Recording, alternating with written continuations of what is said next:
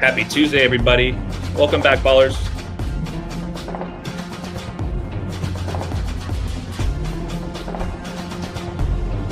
Let's get a thumbs up in the chat. Just want to make sure you guys can hear me okay.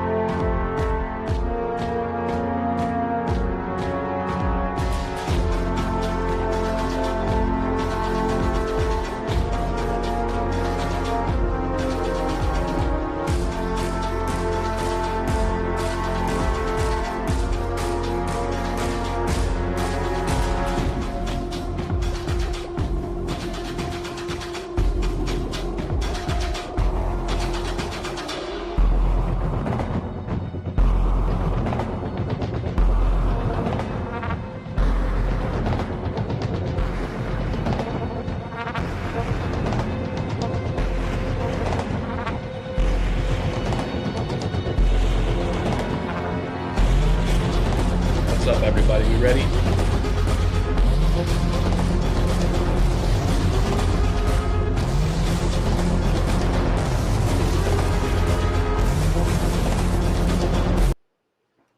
Welcome back, ballers, to another episode.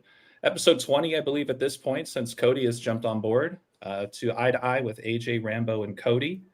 Rambo, Codes, can you guys hear me okay? I can hear you. Can you hear me? I can hear you loud and clear. KODI, where are you at, brother? Can hear you. Can you guys hear me? I can hear you, man. Yeah, I Sounds can hear you, good. KODI. Yeah, we got the chat bumping already. Hello to everybody. Really appreciate the comments and the engagements. Someone mentioned something about False Flag Day. I'm not entirely sure exactly what that means, but yeah, tomorrow is well, not 8/8 tomorrow, the date written, but a lot to be said about that. But anyways, thank you guys for tuning in. For those that don't know, my name is AJ, Balll Don't Lie, 3 L's in Ball. You guys can email me at any time at wordplaybook with 3 O's in book at gmail.com for a copy of any of the books I've been writing. I'm also working on a new mini book project, and I'm sure you guys can guess the topic. That has to do with Charlie Kirk and the Year of the Snake. So it's a big project, but I'm excited to be getting it going, and KODI's been helping me out with it as well. So stay tuned with that, you guys. But without further ado, KODI, if you wouldn't mind just doing a quick intro of yourself for anybody out there who might not be familiar with you and where they can find you and support you. Yeah, thanks again, AJ and Rambo, for joining me here and having this stream together. And also thanks to everyone in the chat who's going to come along with us. And if you guys want to find me, you can find me on YouTube, mainly at Decoding with KODI, as it says on the screen there. And if you guys want to support the channel, best place to do that is buymeacoffee.com/decodingwithKODI. And yeah, so looking forward to another great stream here, everyone. Beautiful. Thank you, KODI. Yeah, no, I appreciate it. Shout out to Joseph Aquaviva in the chat. Joseph, as long as I have your permission as well, there's some content that I've pulled from your videos I've been watching lately with your credit in the book, eventually when I roll it out. So we can talk more about that too. But yeah, that latest video about Erica Kirk loves the game Snake. Of course. Great work, Joseph. But yeah, Rambo, please take it away, my friend. Yeah, I'd like to say hi back to Sue. You greeted me in the comments section there. I can be found at patreon.com/thetruthcodes and at instagram.com/thetruthcodes. And Patreon is one tier. It's $5 a month, and you have access to the Codebreaker community Discord. There are great decodes by community members there. So it's not just my decodes you get to see. And speaking of which, Rambo, yeah, appreciate that. I always say every week, you guys, this is the best $5 a month you'll ever spend. That's for all of Rambo's content. $5 a month, not per day. but that includes all of his videos, all of his decodes, all of his notes and posts. Make sure to check it out. Give him a shot. Yeah, thanks. Yeah. And speaking of which, Rambo, I believe you said you do have a preview of, some of your latest work that's going on. Should Yeah. we kick things off there? Yeah, sure. I do have a preview of a video that I am working on, which should be released soon. But I do have the intro. It's Okay. a 5-minute or so, almost 4-minute and change intro. All right, here we go. Yeah, Do you have that? Yeah, let me remove my screen. Hold on a sec. There we go. Okay. All right, here we go.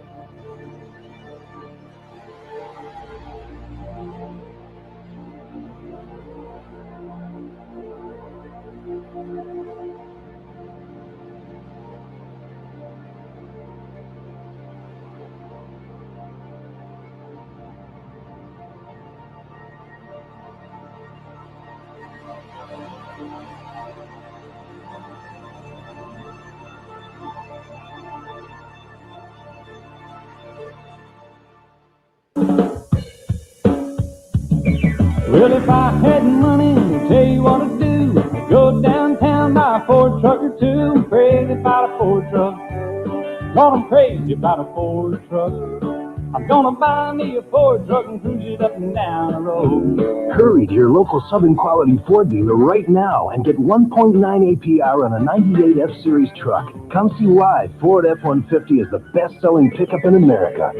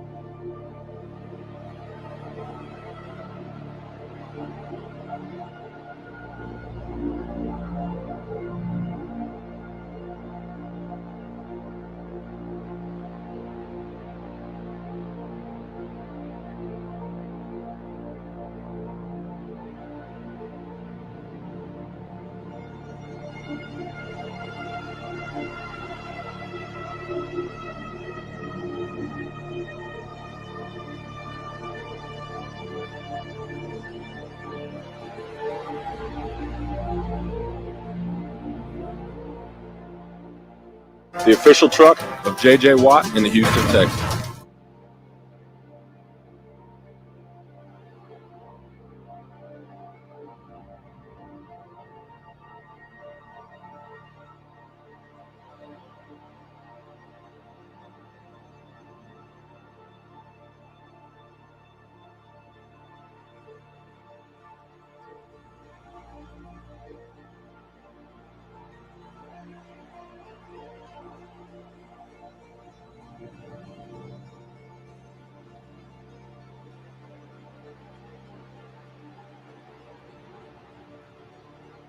Dude, I heard JJ Watt pulled a marlin out of the water with one hand.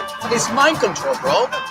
Henry Ford, who founded Ford Motor Company, was a great ally of the Nazi regime and even received the highest German civilian honor, the Grand Cross of the German Eagle, from Adolf Hitler himself. Adolf Hitler also kept a portrait of Henry Ford next to his desk in Aldous Huxley's dystopian, some say predictive, classic, Brave New World, that features a world subjected to authoritarianism. Society is organized on Fordist lines. The years are dated AF, or Anno Ford, in the year of Ford, and the expression "my Ford" is used instead of "my Lord."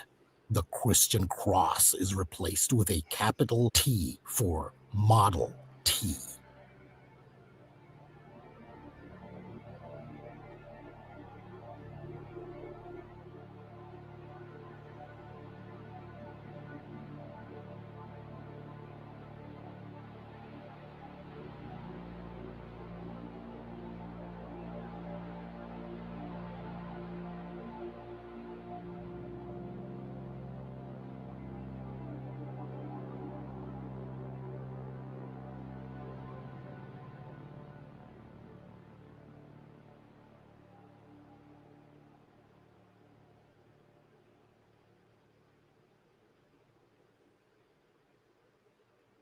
Fantastic as always, Rambo.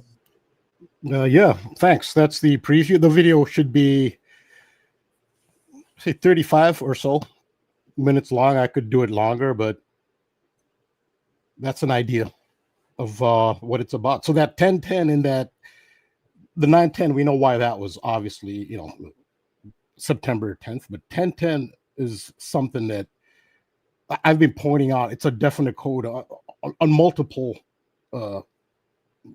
themes or multiple areas. 1010 has been manifesting a lot.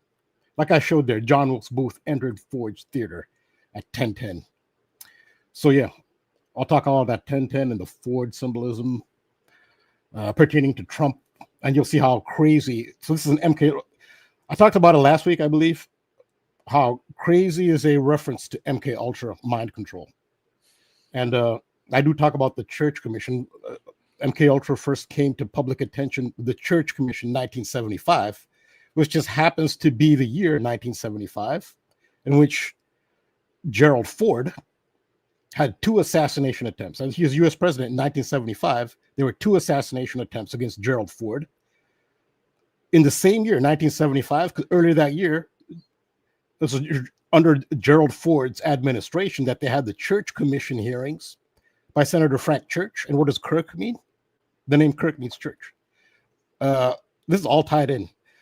That's why we talked about MK Ultra for the first time for the public. Of course, those commissions barely produced much because of how suppressed the information was. It was an investigation of the CIA, NSA, FBI, and IRS.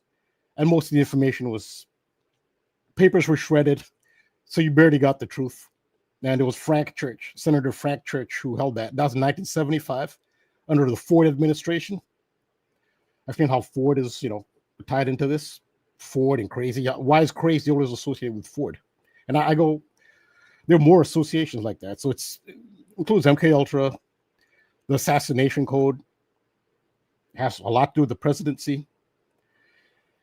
And a lot of that comes from that, so much of that imagery is in the Charlie Kirk narrative as a whole, but specifically that video that Erica Kirk, who was not Kirk at the time, it was Erica France V, 13 years before, the Charlie Kirk shooting.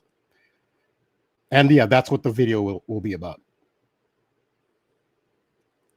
Yeah, I mean, when I think of the MK Ultra kind of stuff, I always think about the orange or the bleached hair and the orange hair of the shooter. It was James Egan Holmes, right? The Batman premiere shooting back in 2012. Yeah, James Egan Holmes. He did the Batman shooting. That was at the premiere of The Dark Knight Rises in Aurora, Colorado. Mm-hmm. Yeah, and he had his hair dyed orange. And then they had the Minnesota church shooting this year, it's August 27th, where the shooter, name was Robin Westman, actually alluded to that shooting on one of his magazines, one of his rifle magazines.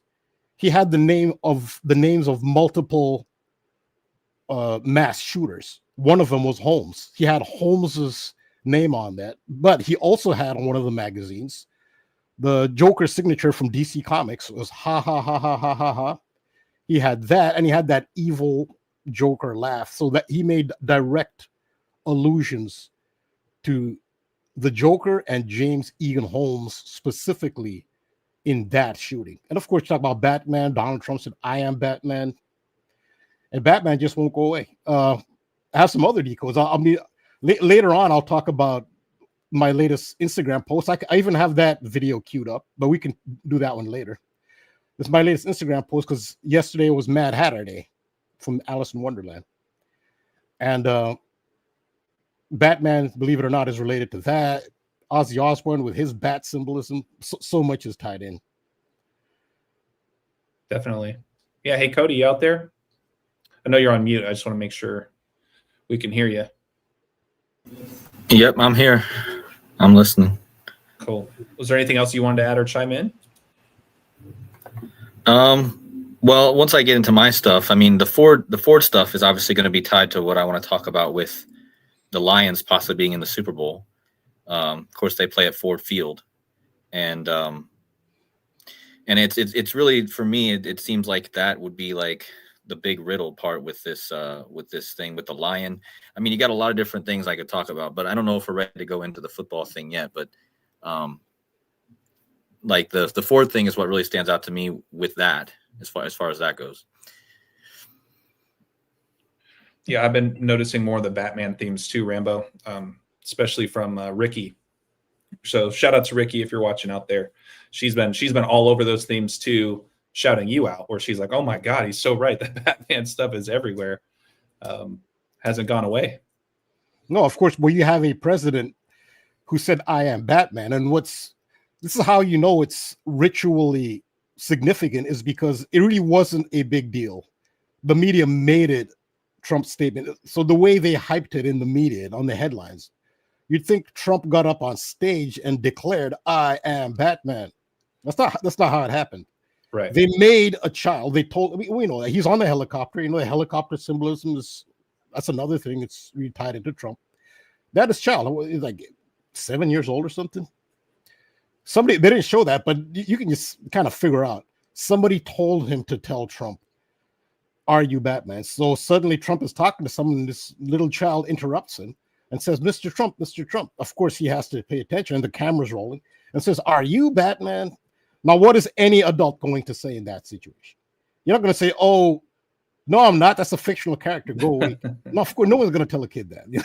He has to say, "I'm Batman." He's in a situation where you can't say anything else to a young child, a 7-year-old kid. Yeah. He had to say it.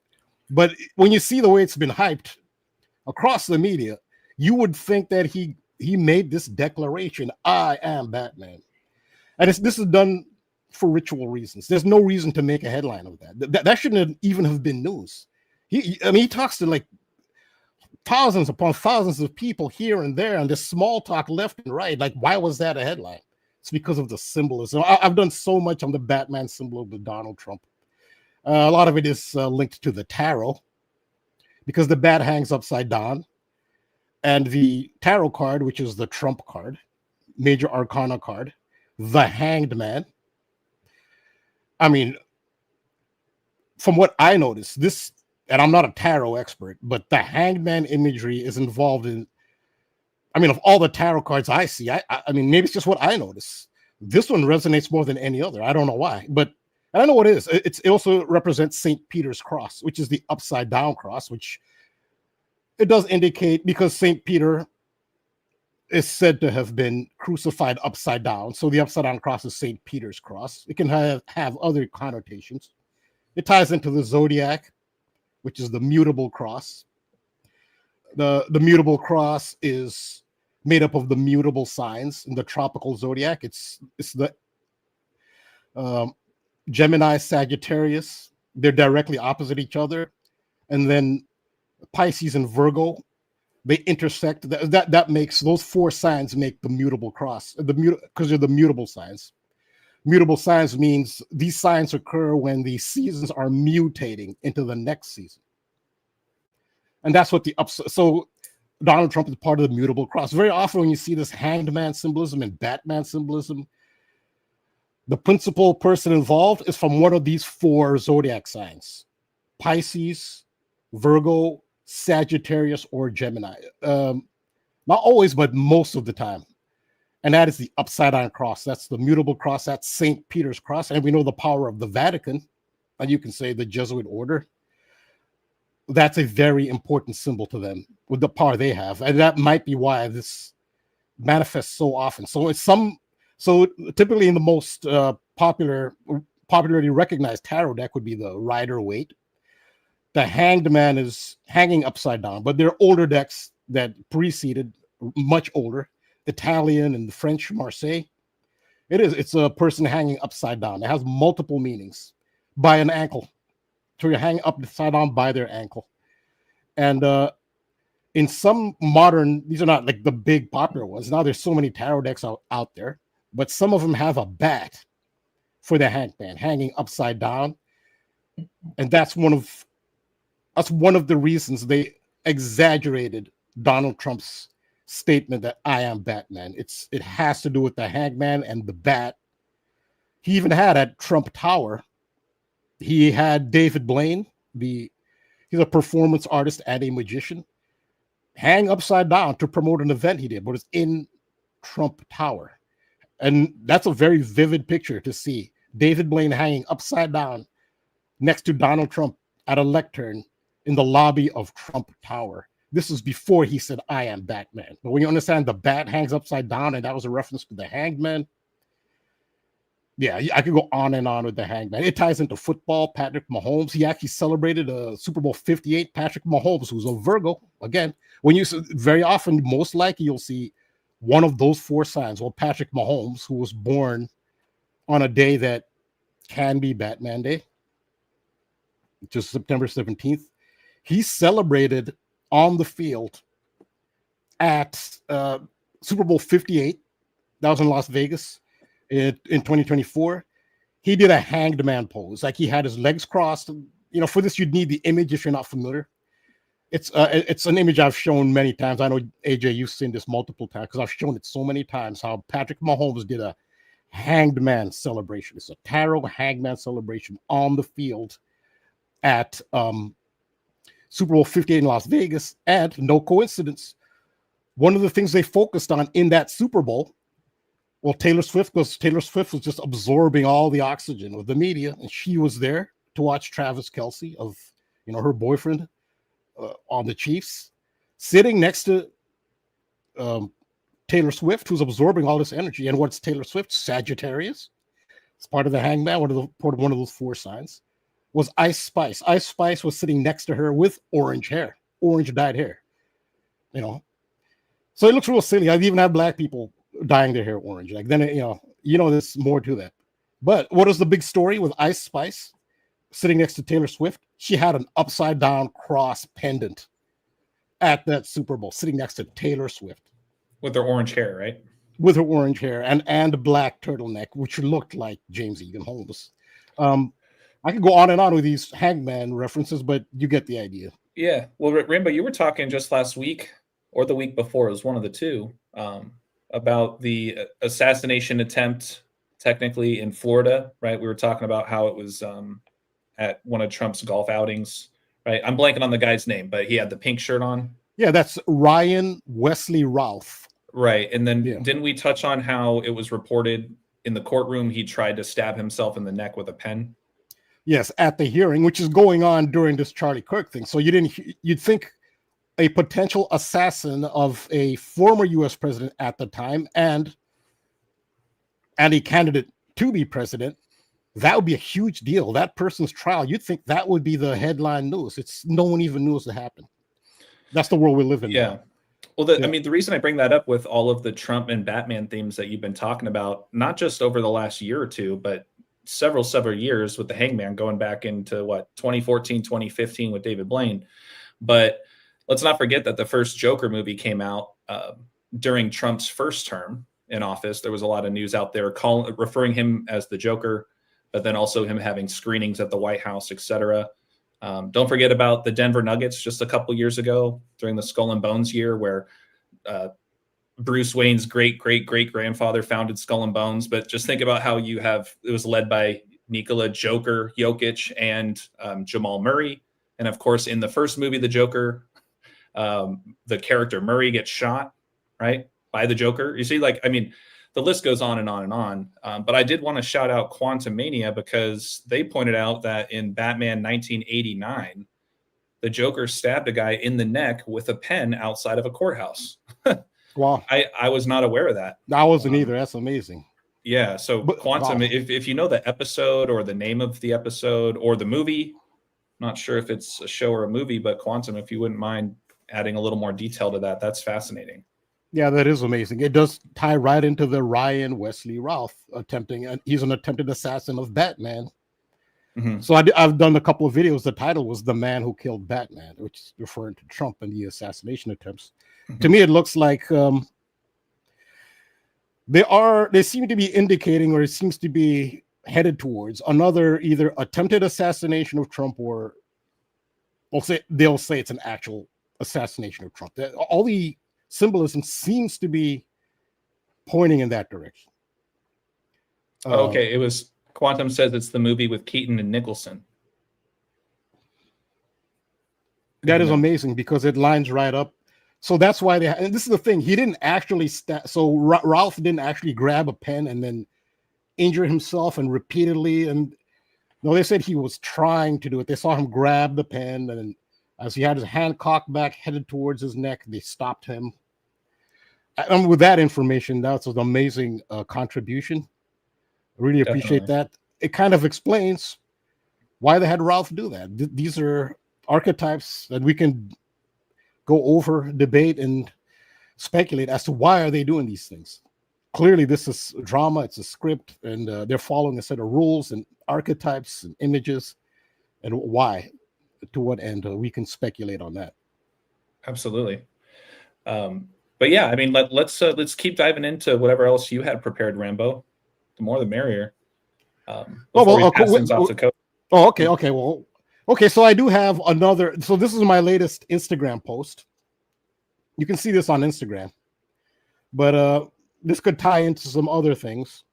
So I did include it here.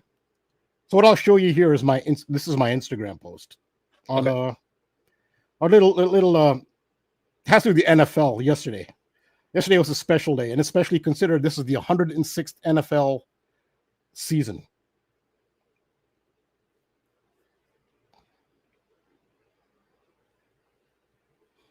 Mad Hatter Day, October 6th. Today, 10/6, is Mad Hatter Day. That's a reference to the Mad Hatter character from Alice in Wonderland. The Mad Hatter wears 10/6 on a tag on his hat. That's the price tag that Lewis Carroll chose to give the hat. 10 shillings, 6 pence. But Alice in Wonderland and literary enthusiasts have always wondered why he chose that specific price, 10/6. The answer is in gematria, the practice of coding letters and words into numerical values. In Alice in Wonderland, the Mad Hatter hosts an eternal tea party. In gematria's simplest cipher, letters A through Z, or Z, have individual values of 1 through 26 respectively. Tea party has a value of 106. Lewis Carroll employed multiple mystery elements, including gematria. This is why he chose 10/6 for the Mad Hatter's hat price. Ozzy Osbourne's persona was heavily based on the image of madness and the bat. Many of his songs were about mental conditions like crazy train, paranoid. Look at the super match across the 4 base ciphers of English gematria between the Mad Hatter and Ozzy Osbourne. Different ciphers with the same numerical values. And look at the poem that the Mad Hatter recites when Alice encounters him at the tea party. Twinkle, twinkle, little bat.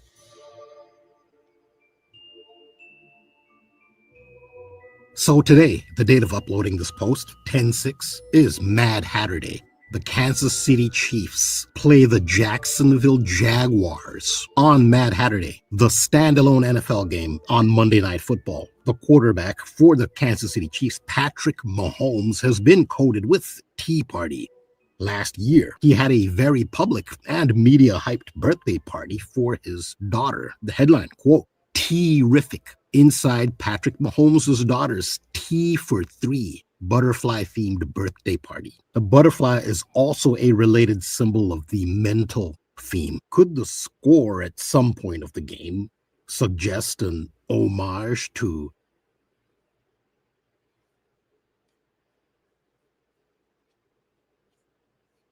So that's how it ended. The reason I ended it that way is because when you do these reels, it flips right back to the beginning. So homage to, and then I'll start back with the way I started it, which is Mad Hatter Day. So that's perfect. But this is the thing. So the way I ended it was, so I did this before. I feverishly, it was Mad Hatter. I couldn't wait till the next day or before the game or after the game to do that video. I really had to get that Instagram post out. So what I speculated, you just heard at the end of that video, is could the score at some point in that game be homage to Mad Hatter Day? And I think the obvious one is 10/6. So after a quarter or at halftime, could the score have been 10-6? Because that's the gematria of Tea Party. Gematria is the reason he chose 10-6 for the Hatter's hat. That is the reason. Tea Party is 106, and that's in the simplest cipher. You don't even have to get exotic with the gematria. That's the reason. Lewis Carroll, I mean, is there anything more symbolic, esoteric than Alice in Wonderland? Do you think he knew gematria? Of course he did. That's the reason. So that's what I was thinking, but it's almost too obvious. I was wondering. So I did that before the game. So I had to really keep track of the game so that if I do see a score that lines up, I've got to screenshot it right away. Because if I wait till the end, you'll just get the final score. I wanted a live score if it lines up with that. Like, and the one I was looking for, which is a little too obvious, I'm not surprised it didn't happen, was 10-6. It was not 10-6, but I did get the score, which I predicted. I said, will they pay homage on Mad Hatter Day with a score? Will there be a score that pays homage to it? Well, there was. So, okay, I have these kind of out of order. So Trevor Lawrence was the quarterback for the Jacksonville Jaguars. That was his birthday, 10-06. So you know why he was made to play that. And he scored 2 touchdowns last night on his 26th birthday, getting his 26th career win. So yeah. I'm starting to wonder, maybe could he be involved? I mean, we talk about Alice in Wonderland, and I can get more on the Alice in Wonderland stuff. This is the 106th NFL season. So just to make sure, just to be clear. So Alice in Wonderland was written by Lewis Carroll, which is not his real name. He chose that name, and of course he used gematria because they use gematria. Lewis can be spelled several ways, and so can Carroll. It could be spelled with one L. So if you take, Carroll is a form of Carroll is a form of Charles. Just to reiterate the Charles theme again, just jump in there real fast. Yeah. So Lewis Carroll. If you take this spell, just make sure it's this spell. Lewis can be spelled in different ways. The halftime score was 14-7. And that's the gematria of Lewis Carroll. So that was the homage. There's also Queen of Hearts and Elizabethan, but this is the main one. So yeah, I can let KODI jump in now. Yeah, that's perfect. Yeah, I actually was just thinking about the 147 because that's actually going to connect to my decode because of the football stuff. So it's actually going to fit perfect. The 147 because the Golden Gate Bridge opened on the 147th day of the year. And this is all about the Golden Gate Bridge because the Super Bowl is in San Francisco. The Golden Gate Bridge is the centerpiece to this. And I'll pull my slides up here so you guys can see because I really wanted to build this to see show people just how perfect this all is with these football players and what we were talking about last week. Again, Rambo, credit to you. You were on the Donnie Darko thing well before all this even went down. And the Donnie Darko thing is going to be a big part of this, of course. Now, before I get to the football thing, I did a video this week where I pretty much broke down exactly how assassination happened and how it's tied to the killing moon. And a lot of you probably saw this, a lot of my subscribers at least. And it's because the killing moon is the bunny that's on the moon. The dark spots on the moon looks like a bunny, right? So, and then remember, a few days before this happened with Kirk, me, Rambo, and AJ were talking about this actor who was born in Detroit.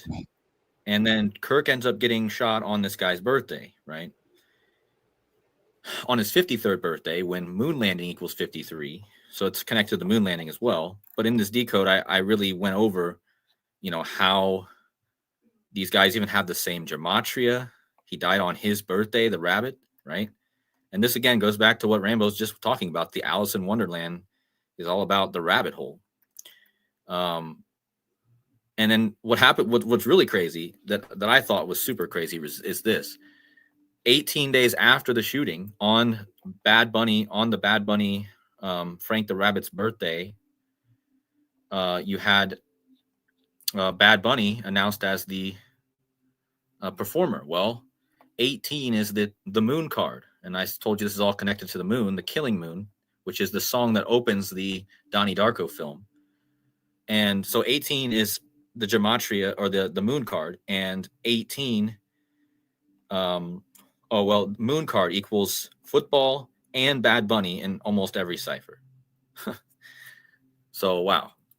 And then just quickly, I showed how the killing moon equals 164. This guy was literally born, the movie he's in, the actor was literally born exactly 164 weeks after the moon landing, which was on the day leaving 164 days in the year. And ritual murder equals 164, like the killing moon.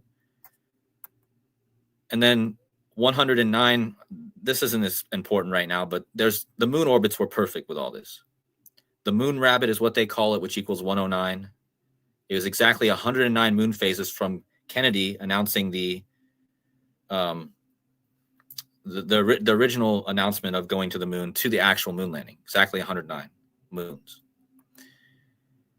And Cody, really and then quick, I mentioned shout out to Ray D, just pointing out James Duval. I hadn't thought about that. Jacksonville Jags is in Duval County. Duval. Oh, really? Yeah, like Duval. I believe I saw a meme or something like this of Duval. I guess that's a thing that they say out in Jacksonville. So thank you for pointing that out, Ray. That's a very interesting addition right there. James Duval and the Jacksonville Jags in Duval County. Yeah, that's interesting. I'll have to.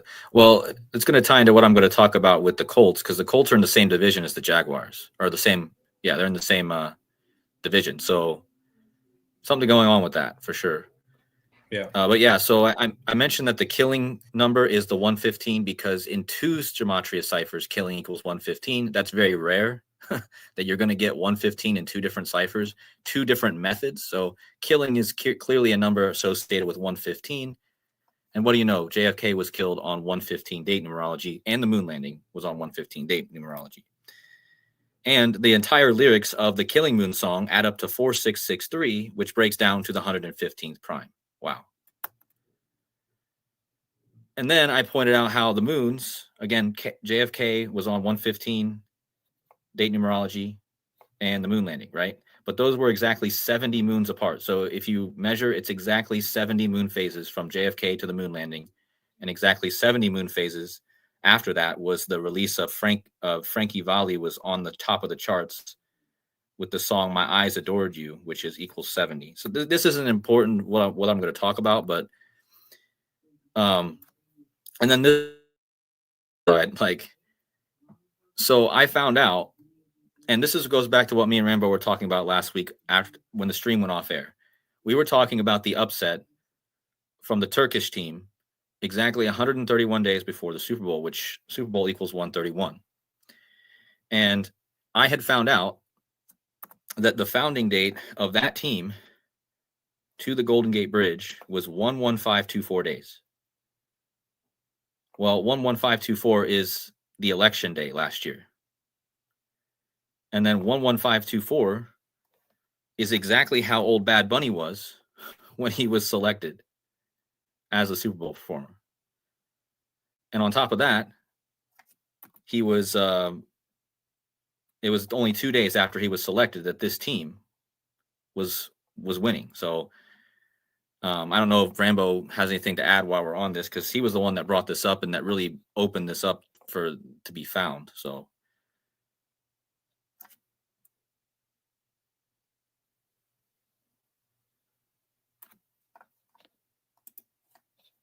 Rambo might have stepped aside for a moment. Can anyone hear me? Oh, I sorry, I was on mute. I do what KODI usually does. Oh. You can hear me now, right? Yeah, we're good. Yeah, I can was hear on mute. I'd muted the mic.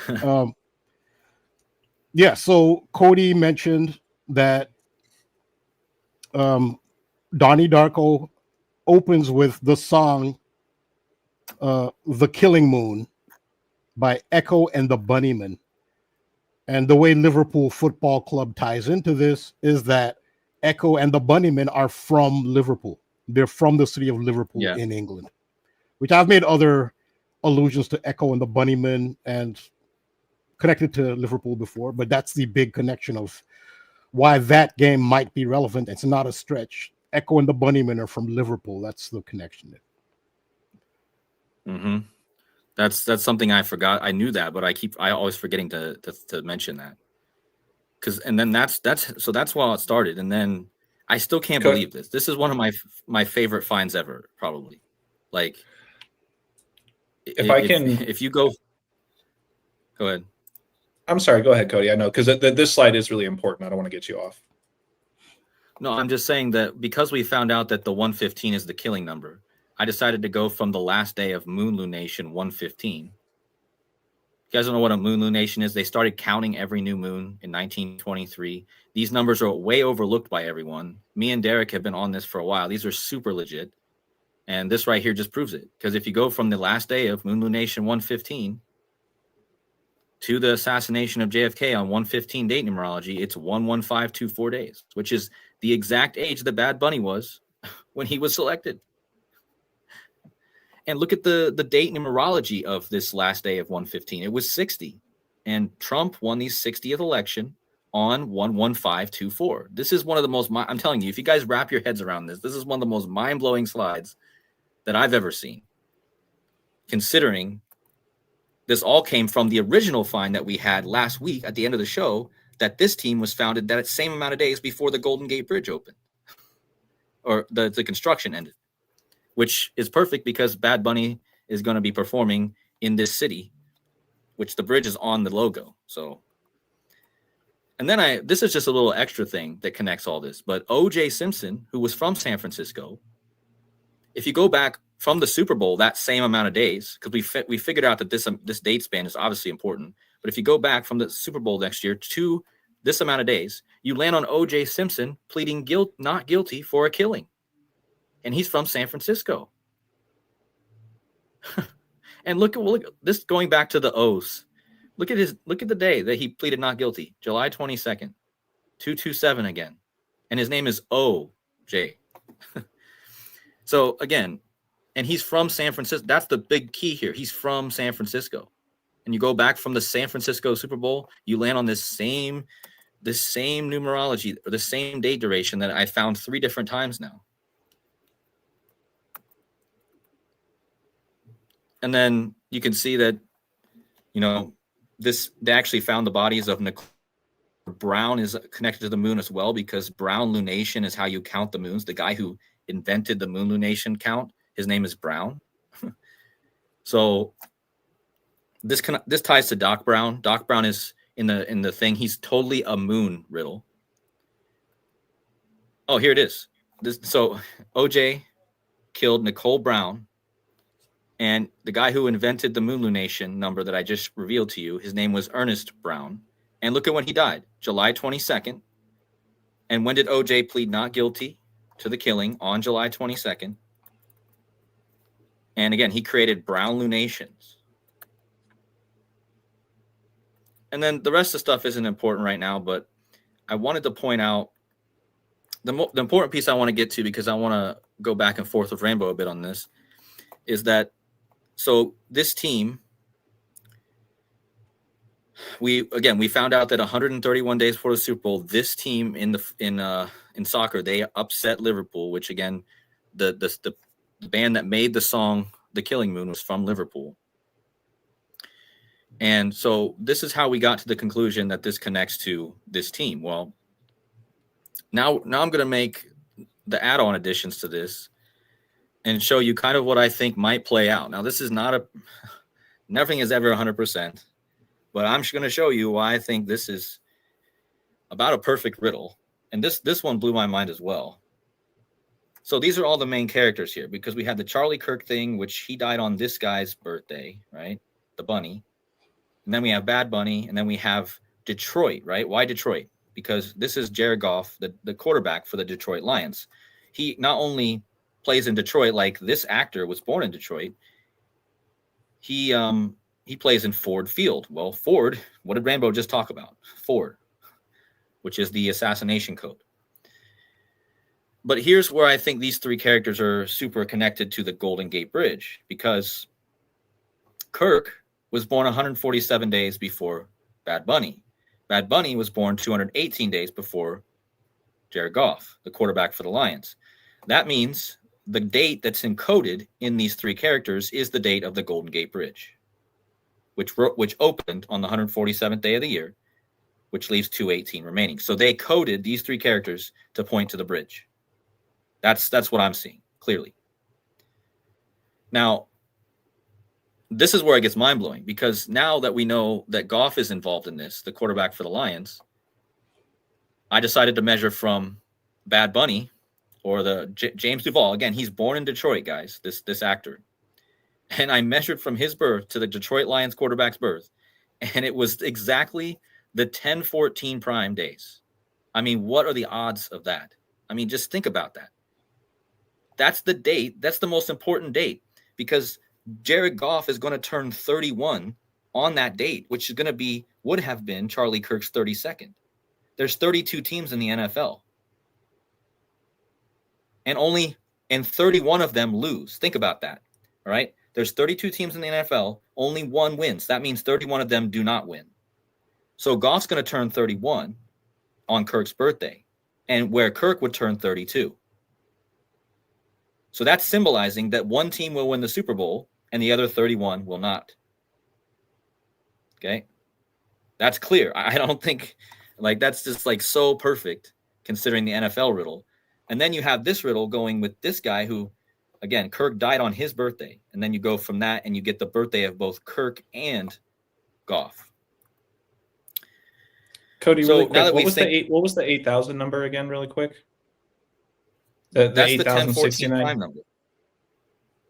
That's the 1000. That's the amount of days between James Duval, the actor who played the rabbit, to Goff. That's the amount of days. Oh, got it. Okay. All right. And that's the 1014 prime number. So that's Jared Goff's birth is coded in between him and this actor. That's improbable. Yeah, no, that's huge. And again, I assumed it was the date duration. I just didn't see the screenshot of it from the calculator, so that's why I just want to make sure. Yeah. That's I didn't have time to put the actual measurement in there. I was being fast at it, so I didn't. But I was just wanting to show that that's the amount of days in between the two, and that breaks down to the birthday of the guy I'm measuring to. Yeah, which is just wild. No, seriously. So then it gets even crazier, because I've been on the Daniel Jones thing since the beginning of the year, because the Colts, they lost their owner last year, Jim Irsay. And they started out the season the best team. In fact, they're now ranked the best team in the league right now, according to stats, the Colts. And I was a Colts fan growing up, so I always watched the Colts a bit harder than I watch any other team. Well, look at this. Daniel Jones, the quarterback for the Colts, is born exactly 60 years after the Golden Gate Bridge opened. And what Super Bowl are we going to be having this year in San Francisco, Santa Clara? Super Bowl 60. On top of that, what's the chances that Daniel Jones' full name matches the Golden Gate Bridge? So not only is he born 60 years after, to go with the 60th Super Bowl, he actually has the same gematria. Now, where it gets even wild, so then I was like, okay, now that I know these two pieces, I was like, okay, let me find out if there's a connection between Jared Goff and Daniel Jones. Well, look at this. Jared Goff was born exactly 957 days before Daniel Jones. Daniel Jones' full name equals 957. On top of that, the reverse of that is 759. The reverse of that number. Look at Jared Goff's name in Latin, 759. And look at how his name matches Golden Gate Bridge, San Francisco. That's improbable. And that's the reverse of the days between these two. 957, 759. Same numbers, just reversed. And Daniel Jones even has the reverse of that, 957. And that's the amount of days between them. And then just to more solidify that Goff was obviously tied to this, because Goff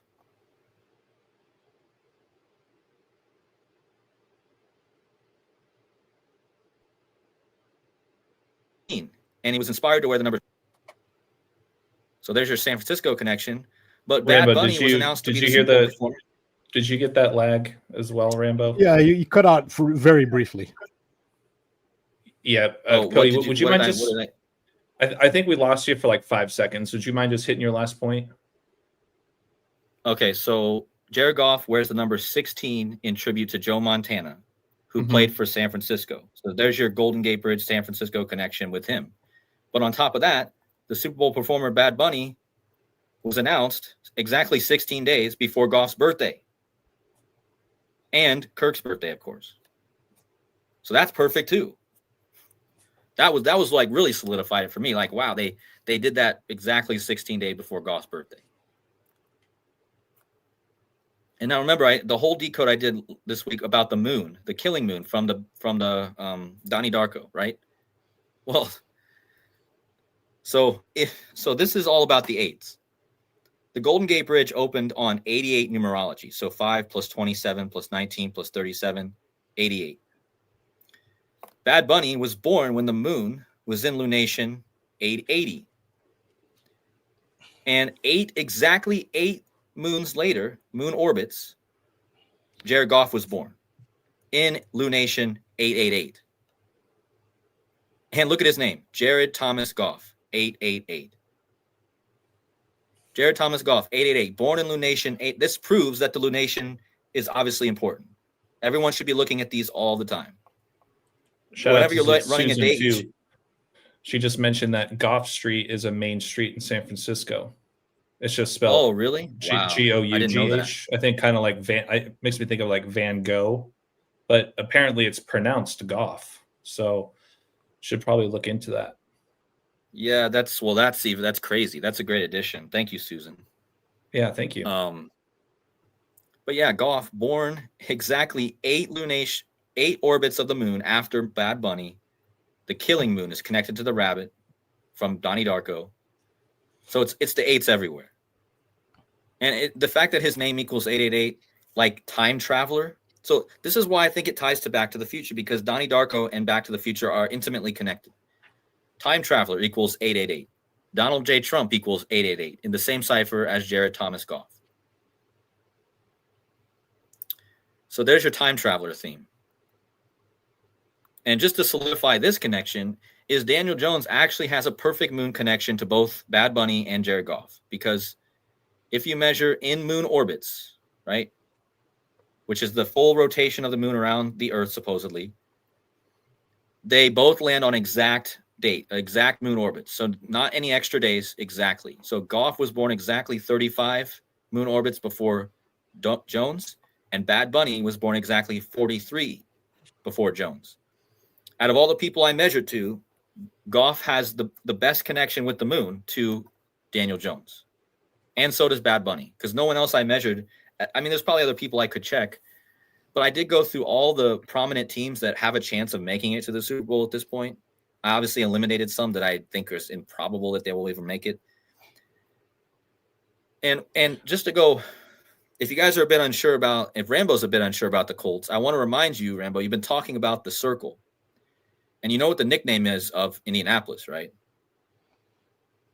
No, what's the nickname? Circle City.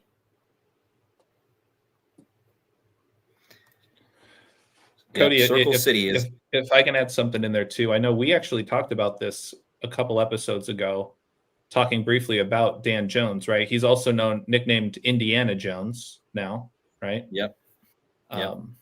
It makes me think of who plays Indiana Jones, Harrison Ford, and it goes back to Rambo stuff lately about Ford.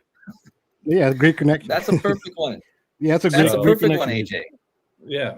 That brings it all together. I'm talking about the guy who plays in Ford Field and now Daniel Jones, and now we have this Ford Daniel Jones connection. Wow.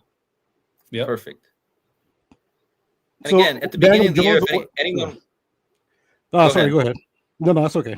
I'm just saying, at the beginning of the year, if anyone would have said the Colts were going to make, because this is why I think they did this. The NFL is very good at making a team seem like it's going to be bad, and then all of a sudden they have a great year out of nowhere, and they become good all of a sudden. I've seen that so many times. Well, this year, Anthony Richardson was the original starting quarterback for the Colts. He was their high draft pick. And then he didn't go well for the first few years, and then they brought in Daniel Jones, and they thought Anthony Richardson was going to battle with him for the starting job. And then Daniel Jones won it out of nowhere, and everyone hated it. You should have seen the day they announced Daniel Jones was going to be the starting quarterback over Anthony Richardson. All the Colts were like going to boycott the Colts. They were hating it. And then what happens? Just to get their energy, just to build someone's energy up and then flip it on them, Daniel Jones ends up coming out and not even his team didn't even punt for the first 3.5 or almost 2.5 games of the season, which is remarkable. It's a record. They didn't even punt. So Daniel Jones goes from being this nobody to everyone thinks he's just a whack. Now he's like, can't even not score. He scores almost every time he's on the field. So, and then it's obviously perfect that they moved him to Indiana when you know that they're setting up that riddle, Indiana Jones. I mean, and another connection here that is worth pointing out is the backup quarterback for the 49ers, where the Super Bowl is going to be. What's his name this year? Mac Jones. And what's Mac Jones doing this year? Well, he's having a great year too. So that might even be a clue as well, that the backup quarterback for the 49ers, where the Super Bowl is going to be, his name is Jones, and he's having a great year in replacement for Brock Purdy. Is that a clue for Daniel Jones? Or maybe the 49ers get there somehow, but the Lions have a stronger riddle, in my opinion. But yeah, that's pretty much it. But that all stems from what Rambo found the last weeks and what we were talking about on last week's stream. And there might be more I forgot, but that's the gist. Yeah, the Harrison Ford thing kind of intrigues me. I see that his birthday is July 13th. It's Trump's shooting day. Yeah, the same day as Trump's shooting last year in 2024. He was born in 42. He's from Chicago. So you can't really seem to get away from Chicago these days, especially with Charlie Kirk, you know? Well, and that's the other thing too, is think about the Lions being in the Super Bowl this year, and considering we just got the Pope Leo, like, isn't that just perfect? Well, like, and right before that, right, we had the release date of that movie Mufasa, right after James Earl Jones died, who played the voice originally for Mufasa, you know. And the Lions actually had a great season last year, which came up just short. But yeah, I don't know. It seems like those Lion themes have been kind of lurking around for a while, pun intended, almost taking us back to almost Tiger King in a way. Well, so there's also another thing that's. Go ahead, Rambo. No, there's also the sun god theme. Oh yes, we talked about Mithras. So this whole trend of neck injuries. You had the incident in Charlotte. I see that that Colts quarterback is from Charlotte. He was born in Charlotte, but you had that incident in Charlotte where they said the man stabbed the Ukrainian girl in the neck, and this, Charlie Kirk shot in the neck, and then Ryan Wesley Ralph tries to stab himself in the neck with a pencil. How this goes back to, so when I talk about the circle, I'm talking about the cycle. Kirk has the same etymological root as circle. Kirk, Cirque. It's in the video too. They arrive in Vegas. There's the big O. It's Cirque du Soleil. It's the sun cycle. The sun it's born at the equinox, its highest point at the summer solstice. It dies at the autumnal equinox. That's why so much of this stuff is happening at the autumnal equinox, is to indicate the solar cycle. George Floyd, that was a solar ritual. They said it took 8 minutes 47 seconds for him to die. That's because the sun set at 8:47 in Minneapolis on that day. It's a sun cycle. Then it's the winter solstice, the sun at its lower point. And Mithras is a sun god. He's not the supreme sun being. That would be Sol Invictus. But Mithras is a sun god. He's typically depicted looking at the supreme solar deity, although he is also a solar deity, but he's stabbing the bull in the neck. So that's what goes with this cycle symbol. It's the sun cycle, and it's Mithraism. And a solar deity from ancient Egypt is Ra. And that's after whom Amon-Ra St. Brown is named. So, and of course, he plays for the Lions. The Lions is Leo. Leo's ruled by the sun. So Amon-Ra would fit the symbolism that's been going around. The cycle, and the sun cycle, and Mithraism, and Mithra stabbing the bull in the neck. So the sun god there is would fit in, especially too because Amun-Ra wears number 14, right? We're just in the time of Pope Leo the 14th, right? Yeah, and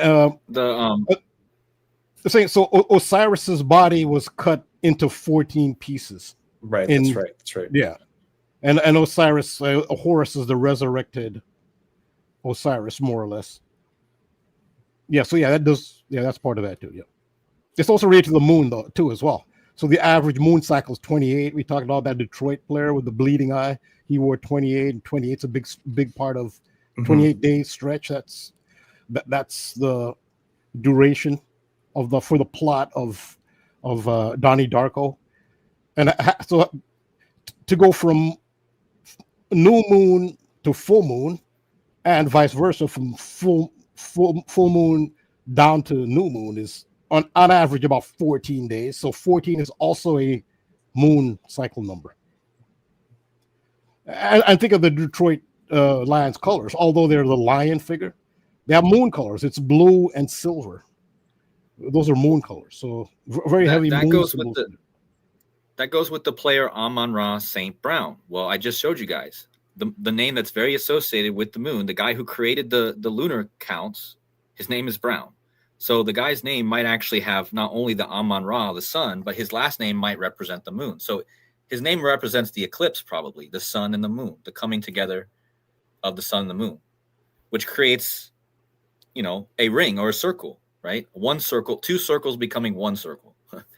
And so that guy's name, Amun-Ra St. Brown, with the guy who created the moons being Ernest Brown, who died. That's another thing. Remember, Rambo, Ernest Brown died on 7/22. And he was from Connecticut. Well, let me show you this slide, because this shows you that Doc Brown look at this. So look at Ernest Brown, the guy who created the moon cycles, or the lunation number, and he died 7/22 in 1938. Well, exactly 3 months later, Mr. Doc Brown on 10/22. So exactly 3 months. His name in the movie is E. Brown, Emmett Brown. The guy who died is Ernest Brown, E. Brown. He died in Connecticut. He was born in Connecticut. And then if you go from the very first moon lunation on January 17th, 1923, that was the first one. It's exactly 57 days to the birth of Doc Brown. And Doc Brown, why is 57 so important? Because moon, 57. And the moon has a maximum range of declination of 57 degrees, roughly. So 57 exactly. That's a huge moon number. Eclipse in Hebrew equals 57. So again, the coming together of the sun and the moon. And it's the eclipse code with the sun and the moon. And I think that's what that Amun-Ra St. Brown represents, the sun and the moon. Which is interesting, because if the Colts and Lions were to make it, I showed you guys that another interesting thing with the gematria is that the Colts and the Lions both have the same gematria in 3 out of 4 ciphers. So that's also interesting, just if you think about it. And it's 69, and the 69 reminds me of the yin yang, which makes the circle. And 30 years. So the 30 here with both teams, 30 years is the 360 months, right? So that's like a circle as well. The other thing too, sorry, go ahead, Coach. I was just going to say one last thing. With Daniel Jones, he has that 108, right? And that's a big number. So you see how Daniel Jones equals 108? But if you go to the Latin cipher, he equals 864. Now, anyone who knows anything about the sun knows that that's a sun number. The sun has that 864. The actual sun, they say, is 864 diameter. And he has the 108, right? So the Super Bowl is going to be exactly 108 days before his birthday. So he has the sun code, and he has the perfect amount of days before the Super Bowl, which features the Golden Gate Bridge, which also connects to the sun, right? Gold, the sun. And Rambo, remind me, with the Golden Gate and the Silver Gate, this is probably what this really all connects to, is the Golden Gate and Silver Gate. That's where I think this is really all connecting with, is because souls leave the plane through the Golden or the Silver Gate, right? Or I always get this mixed. Yeah, so the Golden Gate is also, it's also called the Gateway of God. It's also called the Gateway of Immortality. That's going from the mortal plane, which is the physical plane, to the spirit plane. That's the Golden Gate. So think of it as you're going to a higher level. The spirit plane is at a higher level. It's multidimensional. This is a finite temporary plane. So that's the Golden Gate. So to come down here, which is you actually go into a lower dimension, that's the Silver Gate. You can think like that's second why I'm place thinking, like silver. That's why I'm thinking Daniel Jones having that 108, right? That 108 is represented in many cultures as, spiritual number, like a wholeness, So I mean, that's super, super interesting to me, this 108 connection with Daniel Jones, and the fact that he has this 864, which again, I just show it, but 864 and the sun. I can't remember if it's the diameter. Yeah, they say it's about 864. In diameter. And thank you to Casey Jones for pointing that out to me. Casey Jones Astrology. As soon as I talked to him about Daniel Jones, he mentioned that Daniel Jones had that 864, so I'm wondering how this actually might connect if that ends up being the matchup. But again, to everyone watching, this is not me saying it's 100% this is going to happen, because we know how it can be. You can get riddles for all kinds of things, but this seems like a very, in my opinion, based off the events that we've already had this year and what Rambo has told me. And don't forget, the reason Rambo originally told me the Lions is because the team that upset 131 days before the Super Bowl, their name was the Lions. So that's just another clue on top of it all, in my opinion. Yeah, the only other thing I was going to add was just essentially just keeping in mind that next year is the Chinese New Year of the fire horse, right? And the sun and fire, have some pretty direct symbolic connections, but then also the horse symbolism.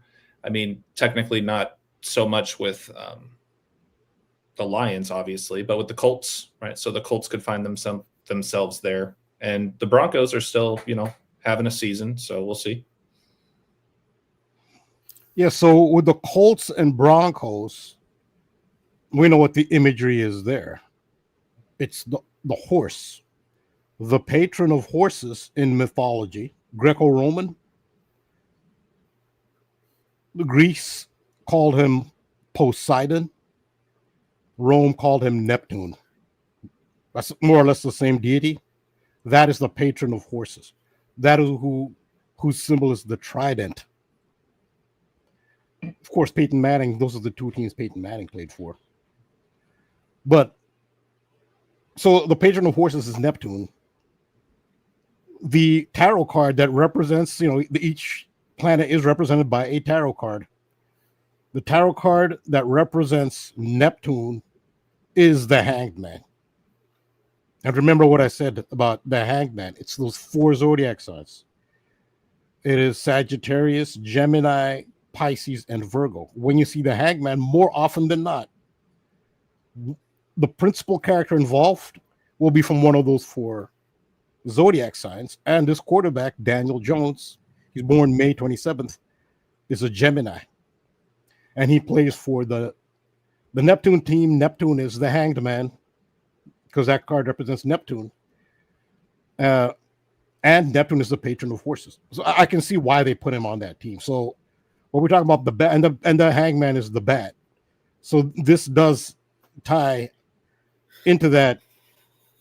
And also, it's also Silver Gate, Golden Gate. So they're, with each cross, this is the mutable cross. On the mutable cross, the Silver Gate is Gemini. And Sagittarius, which is directly opposite Gemini, is the Golden Gate.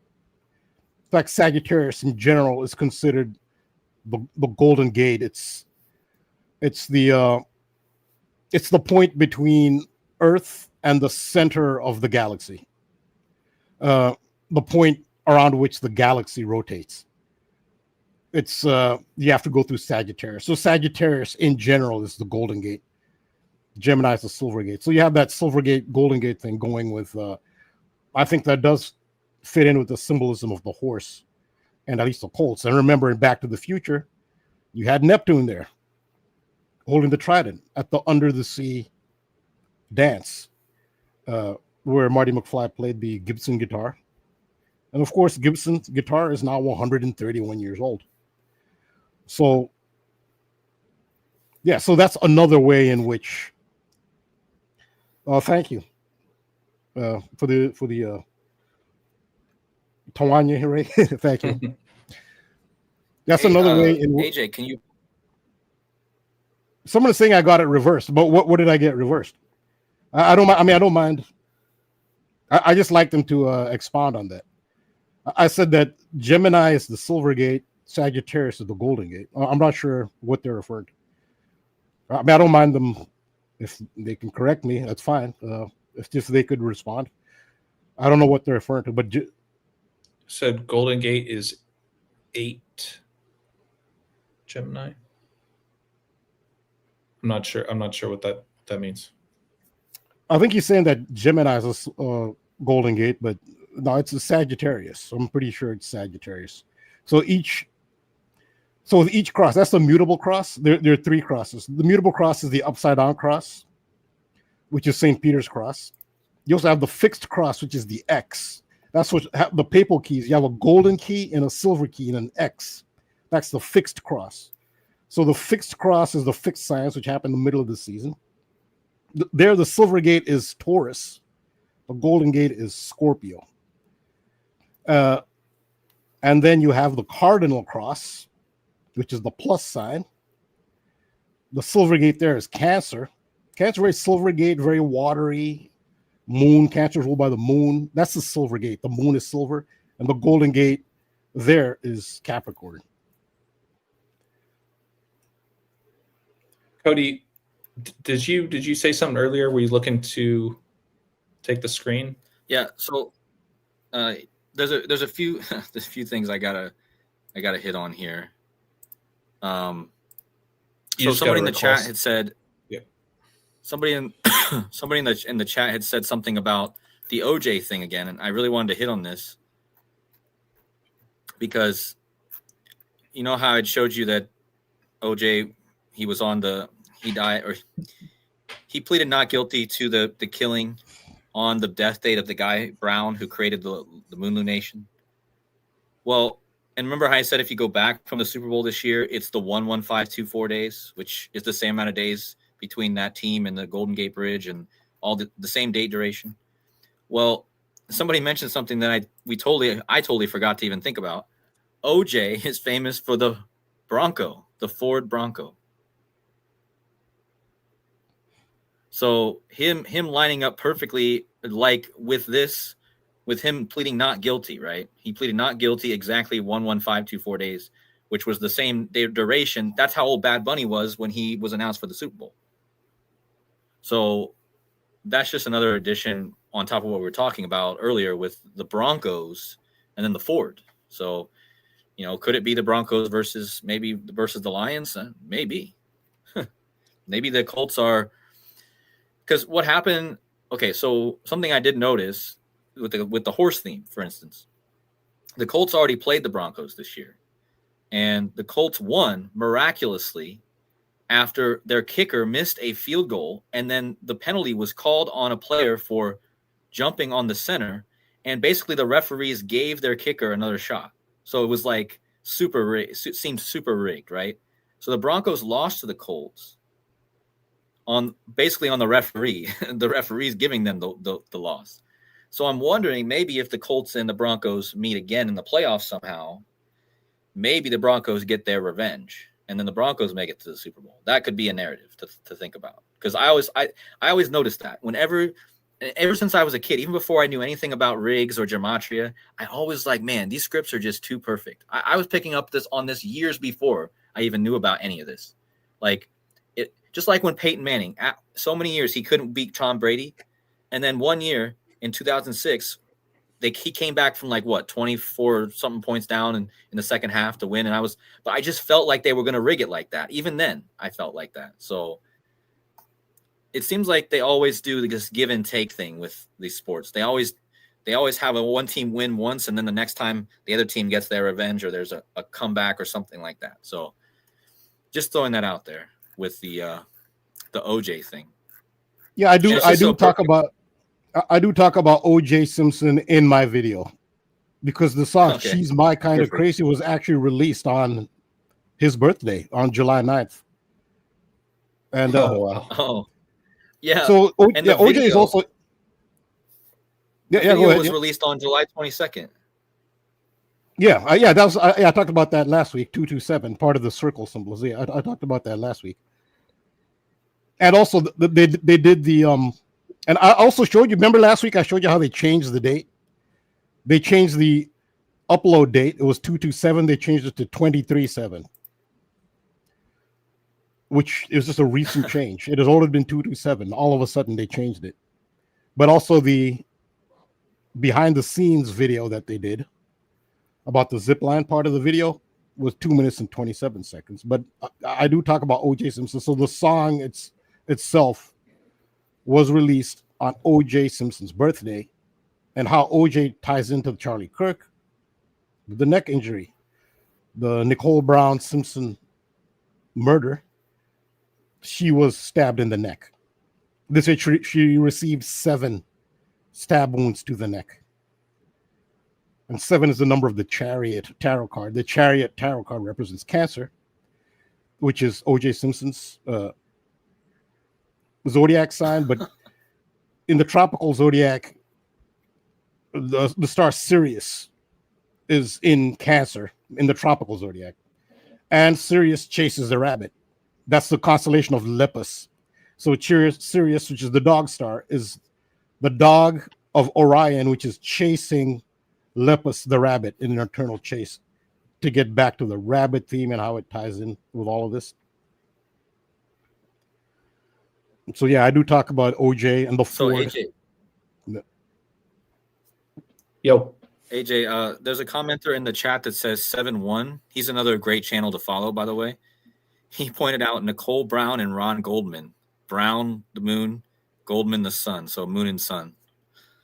Yeah, I posted something from, I think it was Brandon Joseph, that just mentioned like Goldman, right? So just made me think of that gold theme as well. But yeah, that's... And with the gold rush being super tied to San Francisco, right? Mm-hmm. Yeah. And remember, I pointed out in one of my earlier videos about Charlotte. Remember, Daniel Jones is from Charlotte. And Charlotte is Charlie, right? Charles. It's a feminine form of Charles. But Charlotte was actually the first North Carolina, Charlotte area was actually the first gold rush in the United States. So this is where I think the gold rush thing actually comes into play with if you look into it, the first gold mint, one of the first gold mints or first gold rushes was in North Carolina. And one of the first gold mints was in Charlotte. That's why their mascot, right? The mascot of that school that we were decoding like 2 weeks ago. They're the 49ers. We were like, why is this UNC team the 49ers? And sure enough, yeah. Yep. And that them being the 49ers and having the gold theme, that's why Charlotte is so, that's also why I was on Daniel Jones so much, because he's from that perfect city. And I remember, as Rambo mentioned, this whole thing, all this Charlotte stuff started in Charlotte, where Daniel Jones is born. And that's kind of where I really started getting onto that. And then, you know, he played for Duke too, which is also in one of the Carolinas, isn't it? Yeah, and shout out Mr. S, just pointing out that Charlotte was last in San Francisco, or was last in a Super Bowl when it was held in San Francisco. That was that's right, the Panthers. Yep, with Cam Newton and the Broncos. And the Broncos. Yep. So. Which Rambo has talked about.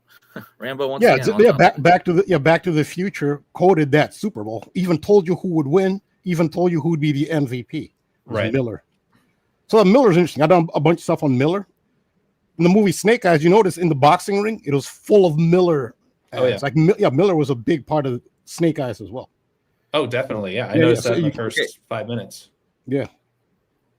So yeah, So that's Miller's why a the thing, Colts too. coach, is born in 1985 on 5/11, which I know that was the date that you talked about Yeah. with Miller. Yeah, You it could talked be- about yeah, 5/11, isn't that? Yeah. That's the birthday of like Brad Marchand too, isn't it? Yeah, that's his birthday. Yeah, that was Marchand's birthday. Yes. Yeah. So the Colts coach born in 85 to go with the Back to the Future riddle, and born on that 5/11 date. So I thought that's also interesting. Yeah. So Frederick Miller, whose original name is Muller, there's a German connection here too. He was born on that date. And I was saying he has a striking resemblance to Guy Fawkes. Of course, there's no photographs of Guy Fawkes, but all the images they show of Guy Fawkes looks just like Frederick Miller. So he has these uncanny connections. Frederick Miller has uncanny connections to Guy Fawkes. In fact, I even showed a Miller commercial from back in the day, a Miller blimp flying over, just gliding over Westminster Palace, the British Parliament. Well, that's where Guy Fawkes had the gunpowder plot incident. He was going to blow up the Houses of Lords, supposedly the House of Lords. Why would so even Miller made that connection? Why is our Miller blimp gliding over the Houses of Parliament of all places? So yeah, this is just some interesting fascination connections between Guy Fawkes and Frederick Miller, who's from Germany. Milwaukee in gematria is 131 as well. I would suggest Frederick Miller was some kind of time traveler, but the connections were fascinating. And that was the time travel and 115 connection that I was making there. And I don't mean to kind of bounce all over the place here, but to add one more thing about the whole OJ orange juice, calling him the juice nickname, things like that. Not sure if you guys saw this recently in the news. I don't even know if I can say the word now, but the juice box emoji has been just over the last week. Apparently, why is TikTok censoring this emoji? Coded hate with the emoji. I just think that's kind of interesting that out of nowhere, this particular emoji is now in the hot seat in light with everything you were just talking about, Cody, with OJ Simpson and whatnot. So I just want to throw that in there really quick. Yeah, I had no idea about this emoji. I'm just reading it now. I didn't know that it was considered like a euphemism. I had no idea. I'm just learning it now by reading it. Yeah. Well, it is now, apparently. Yeah. Yeah. So yeah, that does put the OJ Simpson thing. That was his nickname. Right. Yeah. So just some more food for thought. So also there's a German theme Owens. as well with Ford. I showed you in my intro too. I'll go more into it in the video. The connections. So Henry Ford was greatly admired by Adolf Hitler. It's not a stretch, the Nazi thing. We just had the inauguration of a United States president. You had Elon Musk do a full-on Nazi salute. Like sometimes these things are subtle. You click a picture because someone's hand is raised. It looks like a Nazi salute, but yeah, if you freeze frame at the right moment, it looks like it. No, this was full-on. You call it a Roman salute. Well, Nazis were the new Rome. Rome were the new Babylon. So that's what we're this is a time when you can just do a full Nazi salute at a presidential inauguration. And right after that, Elon Musk he made a speech to some German right-wing parties and said that you should stop apologizing for the Holocaust. So it's that's the imagery they're putting out now. But Ford is very connected to that. Adolf Hitler had a picture of Henry Ford near his desk. So there, and you pointed out the Michigan running back. His name is Hiter, Hiter. I learned that from you, AJ. So they signed. He's like the top number 1 rated running back in the United States. So and he debuted in Germany. They took him to Germany for his college debut. It's like, and his name is Hiter. Right. Yeah, exactly. Also, the New York Yankees. Also, one of my patrons. I wasn't paying attention to the playoffs. The Yankees have a player named. I think his name is Stittler. Really? Because I learned that from my patrons because they're saying that sounds like the type of thing you'd come up with if you don't want to say Hitler. Sure. It's like a euphemism for Hitler, like Stittler. There's a player named Stittler. I mean, so a lot of this is going on. And I've also mentioned how 119 is a huge Nazi code, which originates in Babylon, has to do with the destruction of the temple of Solomon on the 9th day of the 11th month. That's why Babylon did that in the first temple. Rome picked the 9th, the 11-9 or 9-11 to destroy the second temple. And then the Nazis are the new Rome. So they picked that date for the beer hall push, which is 1923, the coup attempt on the German government. They chose 9th day of the 11th month to do Kristallnacht, which is considered the start of the Holocaust. And then the Berlin Wall came down on the 9th day of the 11th month. So it's a Nazi code. And the Berlin Wall, we're saying, well, that's well after the Nazis were gone. The Nazis are not gone. They did not lose World War II. There's plenty to indicate that. Germany lost World War II. The Nazis did not lose World War II. They're still around. And they code their existence. 119 is a huge code for them. So when you have the World Trade Center, and the middle building is called the Salomon Brothers building with twin pillars, Solomon twin pillars, like what that's alluding to. Well, when was that destroyed? It was destroyed on 9/11 twice. So no wonder twin pillars with a middle pillar Salomon Brothers building came down on 9/11. So who do you think did that? They aren't gone. So the NFL has done this as well. On November 9th, clear Nazi code. Where is the NFL hosting a game? In Berlin, Germany, on November 9th. It's not subtle. I've also shown how the badges for ICE, it's 9 rays and 11 stars. They've actually indicated that in the ICE badges. 9/11 is coded in the ICE badges. Look at the ICE badge. 9 rays, 11 stars. That's a Nazi code. Because we're kind of getting off the topic somewhat, but so there is a German theme. So Amon-Ra St. Brown, he's actually German as well. His mother's German. So not that Germany necessarily indicates Nazi, but he just happens to play for Detroit, which is at Ford Field. And we know who Henry Ford was admired by, Adolf Hitler. In fact, Ford had a plant in Cologne, Germany. At the time, the Jeep, so the first SUV off-road vehicle was made by Ford. And you can understand why in a war, that's a really valuable thing to have, is an off-road vehicle. There were no off-road vehicles. Ford manufactured off-road vehicles, the very first off-road vehicles, which were called Jeeps at the time. It wasn't a brand name. For the Nazi regime, they had a plant in Cologne, Germany, during the war, making off-road vehicles for the Nazis in Germany. And it gets more extreme than that, because there was an agreement with Ford Motor Company and the US government. The Allies could not bomb Henry Ford's plant in Cologne, Germany. This is during the war. Henry Ford is making Jeeps for the Nazis against the Allies. This is history. This is who the Fords are. The Truth Goes is not sponsored by Ford, that's for sure. And Ford isn't going to be sponsoring me anytime. It's the Truth Codes. I'm not making this up. The Allies, some Allied bombing actually did damage Ford's manufacturing plant in Cologne, Germany. Ford successfully sued the United States government for damaging its plant through aerial bombs in Cologne, Germany. Its plant that is making vehicles for the Nazis. And there was an agreement. There was a contract between the government. The government actually damaged the plant. U.S. government had to pay Ford restitution for damaging his plant. Like, sorry, you're trying to help the Nazis. We apologize. I'm sorry. That's history. So Ford does not have a pretty, but I'm saying that it's important that when you see Elon Musk, it's at a presidential inauguration. I mean, this is for the world to see, doing full-on Nazi salutes. This is not a stretch. And again, so the NFL has decided on 119, which is a very significant code to Nazi history, which goes back to Babylon. So the forces you see in power now actually originated in Babylon. So the same forces still exist. They communicate through code. The same codes, they're using the same numbers, same MO. It's the same force. that existed in Babylon.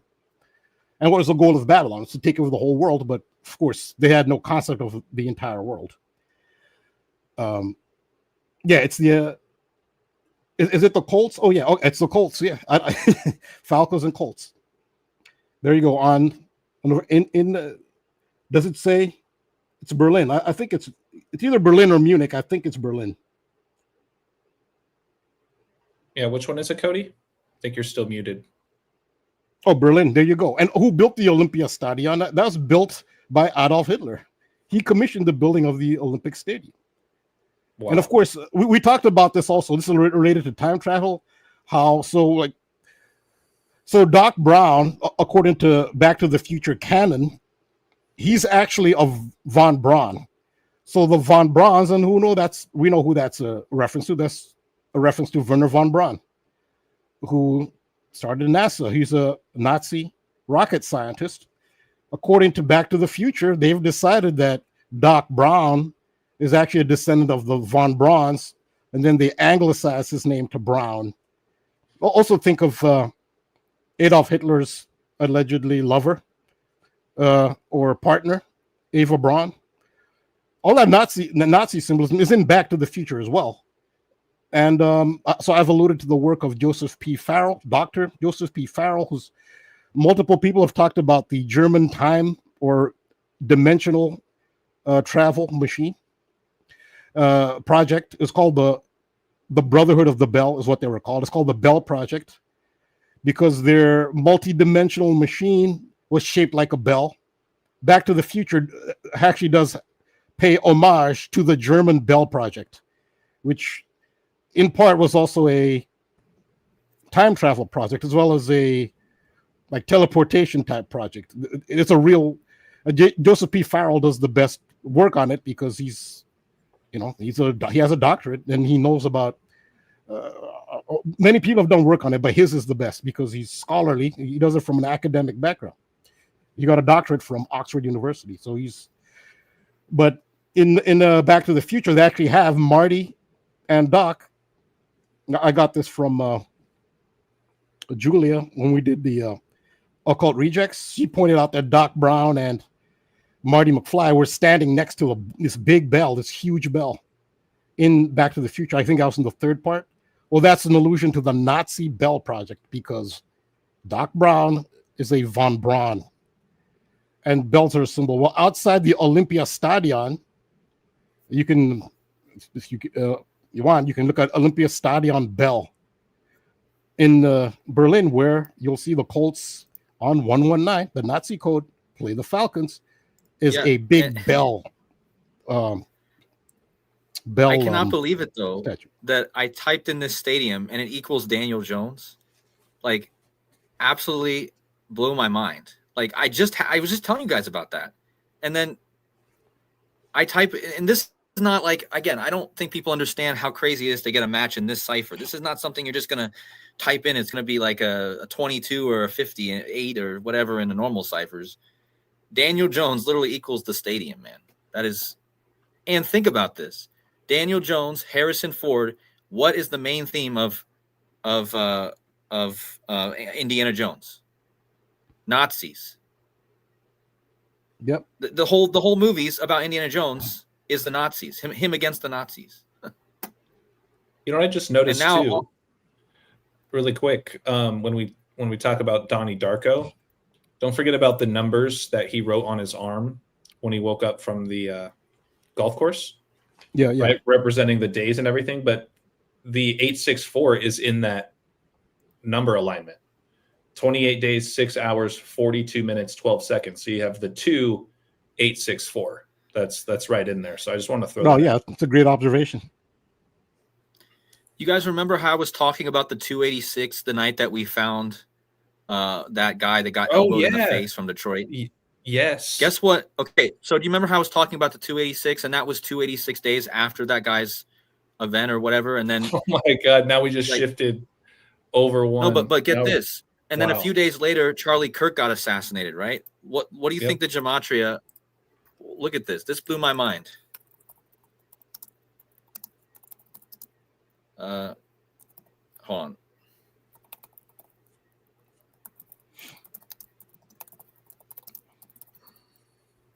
I just can't type sometimes. Oh, there you go. Like Wow. that was the number that led us originally to that fine with Donnie Darko. And then all of this Charlie Kirk thing happened. And this was the number. This is the basic gematria of that. So yeah, like, and then remember it was LeBron James who elbowed number 6, or no, was it 6? No, the guy was wearing 28 who got elbowed. Right. And then LeBron was wearing number 6. LeBron was wearing number 6. Yep. Yeah, and this is the gematria of "the king is dead, long live the king" in both French and English in that same cipher, and that's why I brought that up, because I was talking about the king stuff, and then that's why I was talking about that number, and then it led us to this guy, this basketball player, in LeBron James, and then it led me to talking about what I thought was going to happen. I even said it in the video. Everyone can go back and watch it, or no. They can't go back and watch it because I think we were all off air at that time.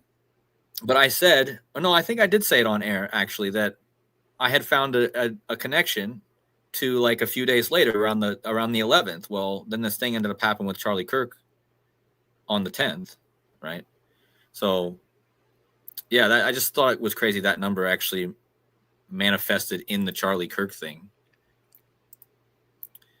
But yeah, what did you say was outside the stadium, Rambo? A sculpture of a bell. Just put a bell sculpture, or bell sculpture, or it's just bell. Yeah, just bell. Yeah. Again, and that's it. Outside the stadium, it was there. It was first put there by the Nazi regime, because Adolf Hitler actually commissioned the building of Olympia Stadion, and it's still there. I got to step out for like 30 seconds. I'll be right back. Okay. Yeah, so that's crazy. You know, like we were just talking about Daniel Jones, which connects to Harrison Ford, which connects to Ford again, Harrison Ford playing as the Indiana Jones. Indiana Jones was all about the Nazis, and now the Colts are and Rambo, they're calling Daniel Jones Indiana Jones. They're not even hiding it. They're calling him Indiana Jones. That's his nickname now. So yeah, that's amazing. Yeah. And then Harrison Ford, again, how Ford is connected. That Ford Nazi connection is very important. It's amazing. Yeah. It's amazing how it all ties in. Yeah. So yeah, I don't know. This Colts, after listening to your decode, this Colts looks certainly fits in. Did you see the date that this is on too, though? You saw that it was on the 9th, right? Of November 9th. Yeah, that's a Nazi code. The 9th of November. Yeah, it's the 9th. It's the 9th of November. Yeah, because you were talking about that date, and I was hoping that you saw that date too. That's why I was just asking you, because I knew what you meant, because that's the date you were just talking about with the Kristallnacht, right? So it's not just Kristallnacht. It's in 1923, the Nazi Party attempted a coup of the German government. Now, how a political party can attempt a coup and still be allowed to exist and come into power? Like, once you've done that, you think the power that party should be dissolved. But again, I guess this is the way it is. I guess there's bigger powers behind the Nazi Party. I mean, they should have been dissolved right after that. There's no way they should have been allowed back into German politics. You attempted a violent, forced takeover of the German government. It was in Munich. It was called the Beer Hall Push. And it was in 1923, and it was on the 9th day of the 11th month. They chose that number because of the power of that number. It was the 9th of November. It could be November 9th, 9/11, 11/9. That was the first time they used it. Then it was Kristallnacht, which is considered the kickoff to the Holocaust, more or less, where they went through the Jewish neighborhoods and they smashed. Kristall means glass, the night of broken glass. And they chose the 9th day of the 11th month again, which is why it's alarming when the Berlin Wall falls and the Nazis are supposed to be in the dustbin of history. Why is the Berlin Wall falling on the 9th day of the 11th month? It's a code from the people who had behind the scenes power. Like, if you think about the unification of Germany, that's after the Cold War ended. It was very unique because in all the other former Soviet countries, part of the Soviet system, countries were breaking up. Like you were in Serbia, or Serbia used to be part of Yugoslavia. Yugoslavia broke up. Yeah, Serbia, Croatia, Montenegro, all these countries broke up. There's only one which did the opposite. That was East Germany. They were all doing the opposite. East Germany they joined Germany, which that's pretty unique after the Cold War. They did the opposite of what everybody else did. So 11119 was a clue to that. So yeah, so with all this going on specifically, I mean, I mentioned this just so if anyone may think, oh, it's a stretch. Nazis, hard to believe. Elon Musk did a full-on Nazi salute at Donald Trump's inauguration. And this is more Nazi coding. On the 9th day of the 11th month, there's a game at Hitler's Olympia Stadium. And that bell is a huge symbol too. We talk about Back to the Future. That bell is a big part of it. It's part of the Bell Project, a real time travel project. It actually is a real, authentic time travel project by the Nazis. And they say that project moved to Argentina after World War II. The Bell Project. Isn't it interesting that the Argentine Pope dies at age 88? Yep.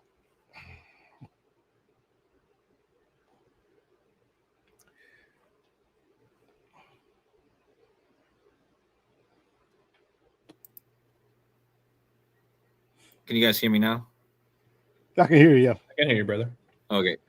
Yeah. So yeah, it's just interesting how all these movies are connected, and now it led us back to this Nazi theme because, again, the Indiana Jones connection with that. But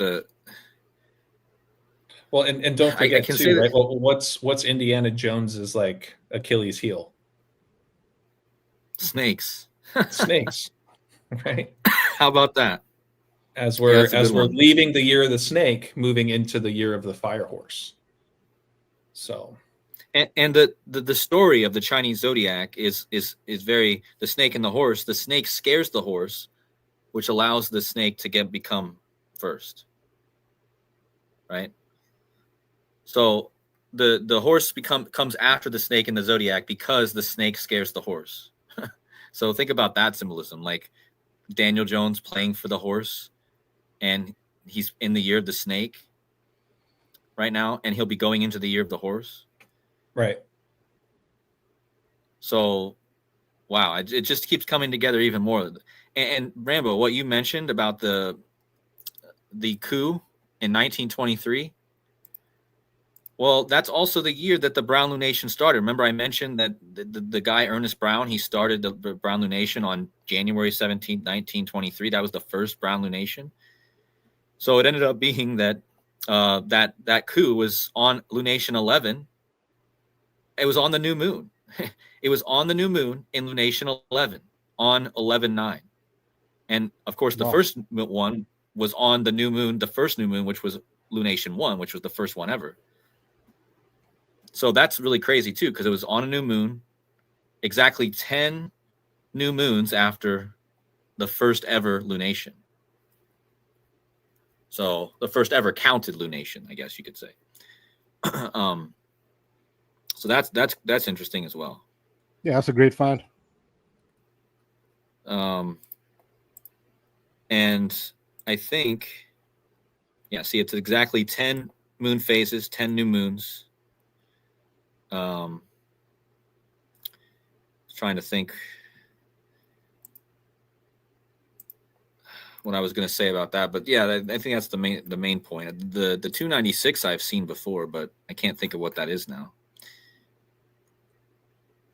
I just kind of want to see how many years this game will be then after. –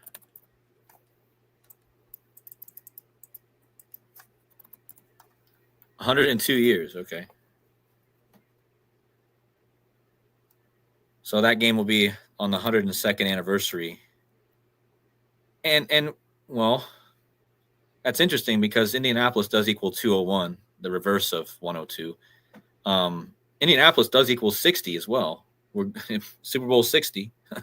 Well, it is related to 9/11 because they said it took 100. The whole thing took place over 102 minutes for the September 11th. So that's a big September 11th connection. So when The was one of Crystal knocked again? When was what year that was that again? I was it 1943? I have to look it up. I'll Crystal just knock. Crystal. Oh, 1938. Oh, so so again, 1938 was, oh wow. So look at that, Rambo. We're putting pieces together. So the first, what we just said, the coup was in the first year of the Brown lunation, was created by Ernest Brown, and then this Kristallnacht on the same day was in the year that guy died. He died in 1938. That was the guy, Ernest Brown, who created the lunation numbers, which started in 1923. He died in 1938, which was the year that, remember, I showed you he died on 7/22/1938, which was exactly 3 months before Doc Brown was born, Christopher Lloyd. So there's your connection between Christopher Lloyd and Doc Brown too, because that's the same. That was the year he was born. Yeah, and he's von Braun. He's a von Braun, according to Back to the Future. He's a von Braun. He's a German. And so that would mean that if we just go, so it'll be 87. So yeah, that it'll be the start. This game in Indianapolis versus Atlanta will be 87 years later, which also is interesting because that's the start of the 88th year. So 88 miles an hour, because Doc Brown, Christopher Lloyd, he will turn 87 coming up here on October 22nd. That's also when the I haven't checked in a while, but I wonder if that Lost to the Future thing is still up. Oh yeah, I need to. The Lost. I need to look at the updates on that one. Lost to the Future.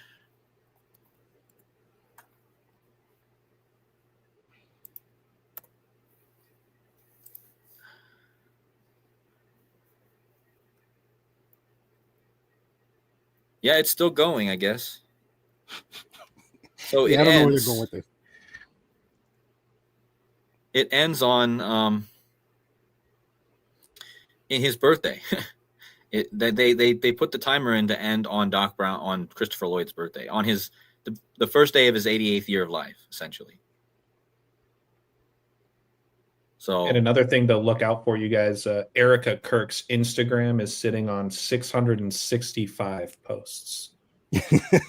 Oh yeah, so yeah, the next one's going to be big then. Yeah, well, and you know what? We're on the doorstep of his birthday, right? So I don't know. Does she wait until his birthday for that 666 posts? That would be crazy, especially with a lot of the 666 stuff aligned up with Charlie Kirk's death. But yeah, I've been watching for the last several days. I know a handful of us have. I got to bring this up too. Oh yeah. This because this is what you and Casey Jones. Yeah, this is looking pretty wild. This whole connection, the United States. So I don't know if you guys saw my video about how perfect the age of the United States was on the Charlie Kirk thing. Did you see that, Rambo? That video? No, I don't think I'm familiar with that. So I did a video this week showing the age of the United States in days on the Charlie Kirk shooting.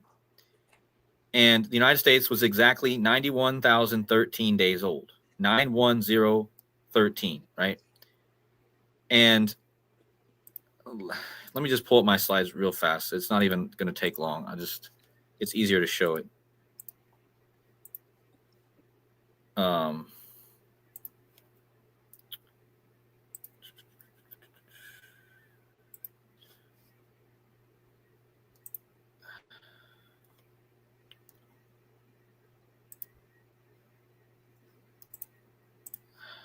1 second, guys. So the point is that somebody had pointed me on to the concept that the age of the United States on the day of the shooting was like, it was perfect, right? So You remember how Erica Kirk made, also, Rambo, I don't know if you saw this too, but the comment that she left on that post, on that music video, it was left on September 10th. The comment where she says, "Me and Tyler had a blast shooting this video." Yeah. We found out later that it was left on September 10th, exactly 13 years before her husband would supposedly die on September 10th. And the reason they did that 13 years is because the United States started out as 13 colonies. And this was a whole riddle to go with the United Nations and the United Colonies. So on the day before the shooting, the United States was 9/1 or 9/10/12 days old, like the date 9/10/12. That's the date she made the comment, 9/10 of 2012. That's how old the United States was the day before the Kirk shooting. And the day before the Kirk shooting was the day the United States was named the United States of America from the United Colonies. And so the next day, here's the evidence. She posted it on September 10th, 12th, so 9/10/12.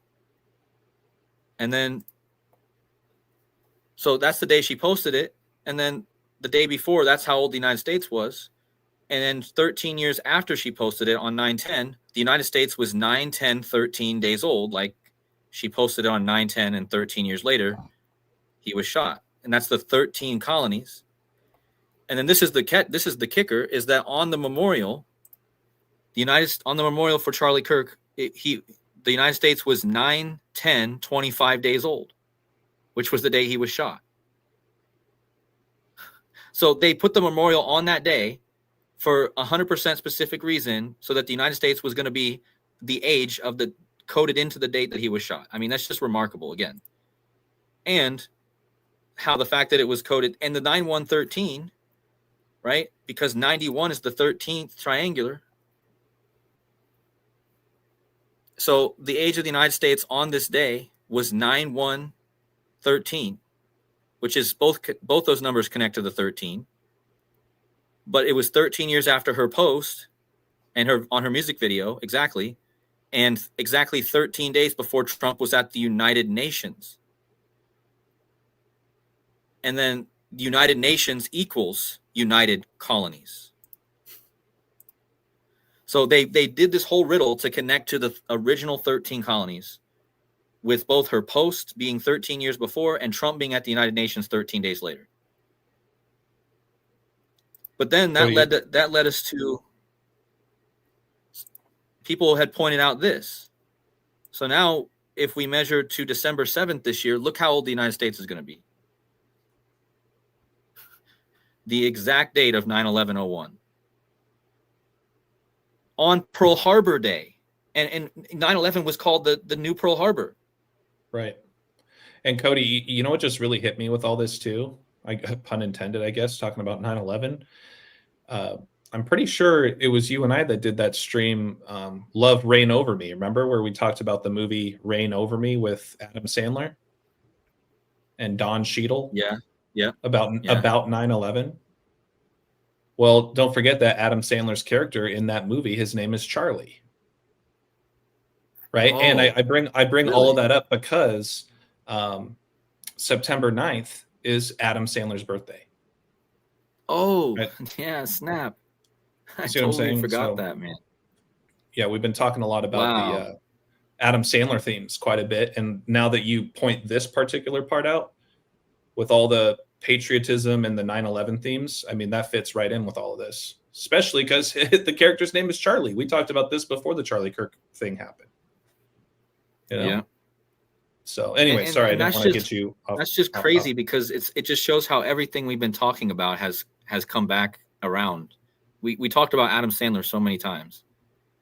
And there's even a shooting scene in that movie. Rain or Me. But anyway, sorry. Go ahead. But yeah, like I'm just pointing this out because they clearly coded the age to me, it shows that's clearly using the age of the United States. Again, what's the chance that Kirk's memorial was on 9/10/25, which was his death date? And then this coming up makes me think, oh, they're definitely using it. So I mean, I'm not saying the world's going to end this day or there's going to be another 9/11 on this day, but I mean, definitely I would say this is on a Sunday too. So this is going to be football Sunday. So that's something to look for as well with all this. And just an addition, Trump will be it will be his Mercury birthday this day, which is even more profound that this day falls on Trump's Mercury birthday. It falls on his 330th Mercury birthday. So 33 essentially. And it's exactly 33 weeks after Pope Francis died. And remember, Charlie Kirk, just to make sure that you guys understand that the Mercury birthdays are important, on Trump's 329th Mercury birthday, Charlie Kirk was shot on his exact Mercury birthday. So that means exactly 88 days after Kirk was shot is this date, 9/11/01, after the founding of the United States. So there's actually even more connections. A few days before that, Joe Biden will turn 30,330 days old. And Joe Biden's text number was literally that exact same date. So Joe Biden is going to turn his text number a few days before this. And again, thanks to Casey Jones for bringing this up because, well, I think actually Dr. Savage was talking about this first, and then Casey Jones brought it up to me. And Sean from Widow's Son, he actually said he's been looking at this date for a while because of that as well. So it'll be on the 84th anniversary of Pearl Harbor. And it's 84 days after Leo's birthday, and Pope Leo equals 84. So there's a huge thing with Pope Leo there on the 84 on this day as well. So that's something I might do a standalone video about just in general for people to see, but I wanted to bring that up to you guys in case you guys see something. There's going to be football games that day, so we'll see. Yeah, definitely. Yeah, definitely. Yeah, that's a great find. We are coming up just on that 2-hour mark. I guess I'll kind of at least wrap up my piece with just a couple of slides that I had to share with you folks really quick. Pull this up here. I mean, we've already talked a bit about the Donnie Darko themes today, but sure enough, Cody, I sent this over to you this morning when TMZ posted this quote from Donald Trump saying, "I've never heard of him. I don't know who he is," regarding Bad Bunny when he was being asked about his thoughts about him performing at the Super Bowl. So how perfect. And don't forget too that we've touched on this quite a bit as well. And we touched on this before everything happened with Charlie Kirk.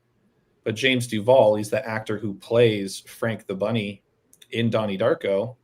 His birthday is the same date as Charlie Kirk's reported death. But notice that when this news came out about Donnie Darko Trump, talking about Bad Bunny, it was exactly 28 days from Frank the Rabbit's birthday. And 28 days is huge because that's how many days are remaining until the world is supposed to end, essentially, with regards to the movie. So I thought that was pretty fitting. We already talked about Trevor Lawrence scoring 2 touchdowns last night on his 26th birthday, picking up his 26th all-time win as a starter. But the other one I thought was interesting was TMZ Sports talking about this second decision commercial that came out with Hennessy and LeBron James. They called it the second decision. It's essentially a spinoff of his first decision that came out on ESPN. It was a 30-minute episode dedicated to where LeBron was going to go next when he left Cleveland. But don't forget, you guys, that today the date of this commercial being released is the date written 10/7, right? Just like how Hennessy in reverse equals 10/7. But another big one, we've talked about those 666s for a while. But on the top right here, this is just a screenshot of what the original The Decision looked like back in the day. And take a look in the Sumerian ciphers. The Decision, basketball game, and the NBA Finals all equal 666. And shout out to Widow's Son, Sean Desad, for reminding me about this. Him and I specifically had talked about this particular Bible verse years ago.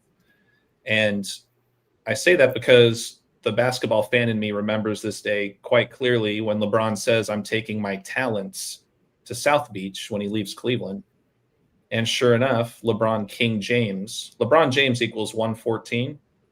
And in numerology, 1014 can be reduced down to 114 because the 0 doesn't hold any weight. But look at that, you guys. Kings chapter 10, verse 14. The weight of the gold that Solomon received yearly was 666 talents. So how perfect was it for him to say, "I'm going to take my talents to South Beach" on the show called The Decision, which equals 666 in Sumerian, just like basketball game and the NBA Finals. And then for a little more numbers for you guys, I just thought this was really interesting. Shout out to Numbers ABC123 on Instagram for giving me a kickstart on some of this.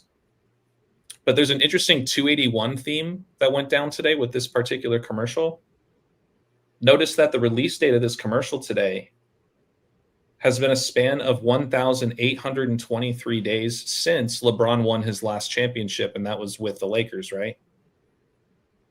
On October 11th, 2020, also known as Father-Daughter Day, the same year that Kobe and his daughter died, right? But look at that. 1,823 is the 281st prime number, sharing the same value as LeBron Raymond James in reverse. And for one other 281, notice how when you measure from today or tonight's commercial that debuted back to the reported death of Kobe in 2020, that's a span of 2,081 days for another 281, right? Lining right back up with LeBron's full name. So thank you guys for listening. That's all I really wanted to share with you guys. This is the latest from today. So yeah, thanks. And also a quick reminder: LeBron James owns 3% at least of Liverpool Football Club, so he's connected to Liverpool. Oh yes, that's right. Yeah. Didn't he have some sort of ownership with the Red Sox or something? I know they're out of the playoffs, but the owners of the Red Sox are his manager, or LeBron James' managers. Oh, okay, got it. Yeah, and they also own Liverpool Football Club. Yep. Cody, you were going to say something? I don't know. Somebody said in the chat, LeBron means hair. I don't know if that's true. I looked it up. It says LeBron means means the brown-haired one, which is interesting. You know, a hare, like a rabbit-haired one, the brown-haired, brown lunation again. Yeah, this brown theme is really leaning itself to be a huge theme with the moon. I forgot that the guy that created that lunation was named Brown. I think that's what it all goes back to. It's probably why the Browns are named the Browns, to be honest. Well, I know Rambo's talked a bit about the Cleveland Browns, and it just makes me think about DeCarlo Brown, right, who was the suspect in the Charlotte stabbing story.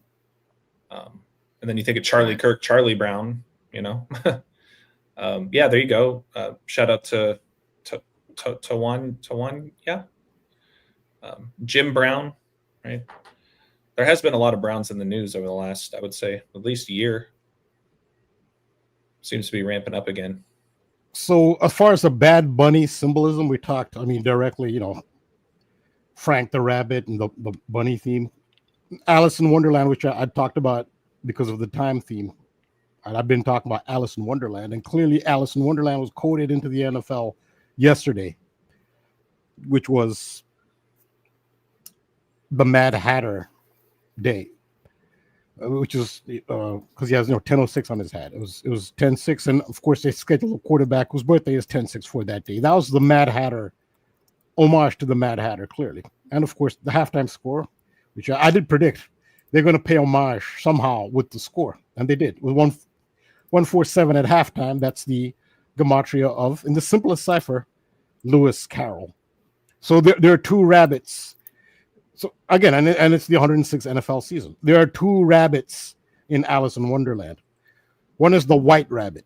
That's the one who has the clock, the pocket watch, who's late, who actually Alice follows, whose rabbit hole Alice actually falls into. That was the white rabbit. But there's another rabbit, and I think Bad Bunny represents the other rabbit. The other rabbit is a companion of the Mad Hatter. And that rabbit is called the March Hare. The white rabbit is white. The March Hare is brown. And he's called the March Rabbit, and Bad Bunny was born in March. So Bad Bunny is the March Rabbit. He's not the White Rabbit. He's the the March Hare is who he is. Yes, some of the symbolism that I've noticed. There's more Alice in Wonderland symbolism, but yeah, just to be clear, there are two rabbits in Alice in Wonderland. Bad Bunny is the March Hare. I also gave your screen back too, if there was anything else you wanted to share. Or Cody, I see you got something here. Oh no, this is me. I guess. Oh yeah, so this is my screen. I do. Sorry, Cody. I do would have you like just me to something I pass it want to back show to you really Rambo, quick? considering he's talking about this, because I was looking into this. Here we go. I didn't even know Rambo was talking about Alice in Wonderland, but this came out years ago, and I've always thought about it because The Economist magazine, they also released that Phoenix with the money on it, but this was a financial magazine, of course, but it says Down the Rabbit Hole, the Promise and Perils of Decentralized Finance. And as you can see, it has all the money jumping down a rabbit hole, and you see the snake. So there's the snake, like the snake here.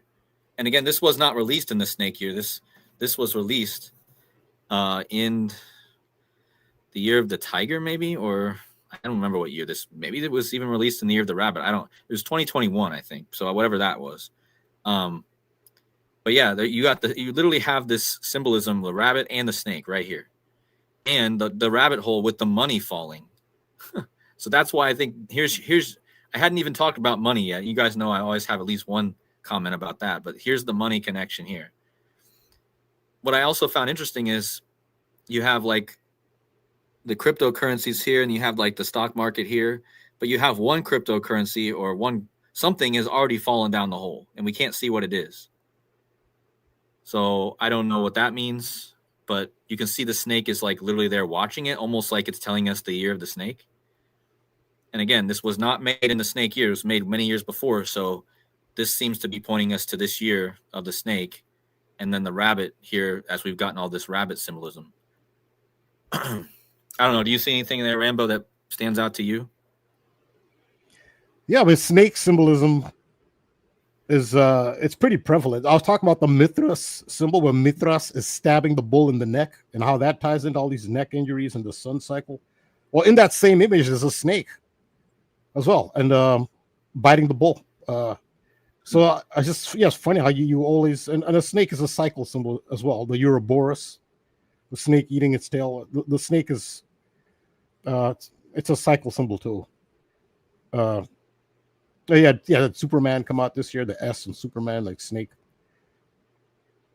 It also can be a symbol of on the caduceus of Mercury.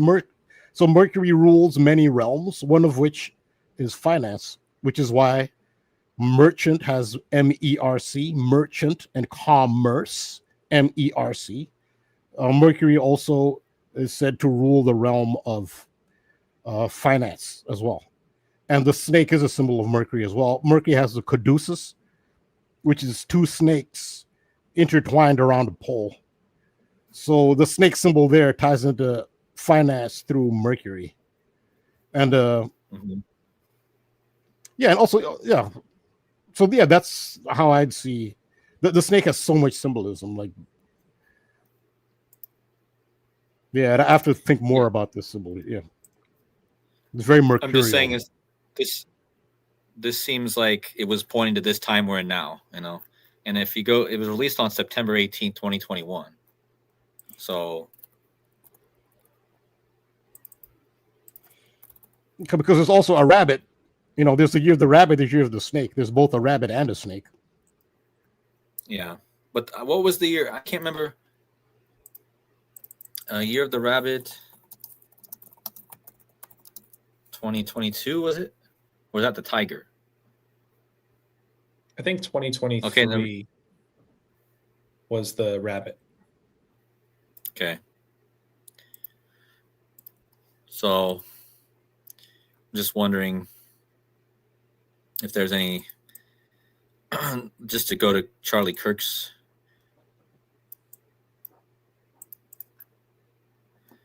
I don't know. There might be. I'll have to look into it. But every time I think about this, this rabbit, this Alice in Wonderland thing, I keep remembering this Economist magazine post. because it was just clearly an Alice in Wonderland tribute. And then I just realized that there was the snake there the other day. I was like, oh, well, there's a snake there, so there must be something. Somebody said that the Ethereum, that's the cryptocurrency jumping down the hole. So, again, I don't know what this means with what is already in the hole there. What went first, they don't tell you. But the thing is, the dollar is jumping in just along with all the crypto as well. Like they're all jumping. Well, in. yeah. Well, if you look at the markets right now, gold is absolutely destroying everything. Gold is like so like overbought, but if you look at a chart, like an actual chart, and you know how to read them, you see the gold is like super, like, man, it's been absolutely on fire. Silver is just now catching up. Did you guys know that silver, which is the 47th element, it hit $47 an ounce 47 weeks after Trump was elected? 47. just another clear ritual. And at that same time, one of the stock markets, I can't remember if it was the Dow Jones or one of the other ones, was at 47,000 at the same time. So you had one of the stock markets was at 47,000, and then silver was at 47 weeks after Trump was elected. 47. So if you guys don't think you can predict the markets, go ahead. Yeah, no kidding. No, I was going to say I would be curious when that happened, how it lined up with. I don't know if it's an official thing, but I do recall in the news months ago that Trump or the House was working to pass something about eliminating the penny. I don't know if you guys heard about this, or if it was passed, but I know there was a push for it to essentially eliminate making of the penny moving forward. So that would be interesting, just thinking about silver, gold, copper, currency. There could have been something lined up with that, but I wouldn't know.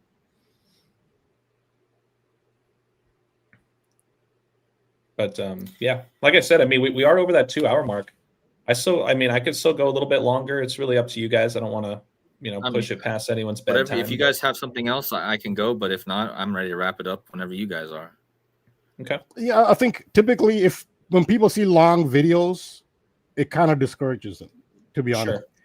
Like if you see a 3-hour video, 4-hour video, you really want to watch it. If you see a 20-minute video, yeah, you want to watch that. Like sure. The shorter it is, and plus it's information on top of information, they'll probably forget the information that started. You know what I mean?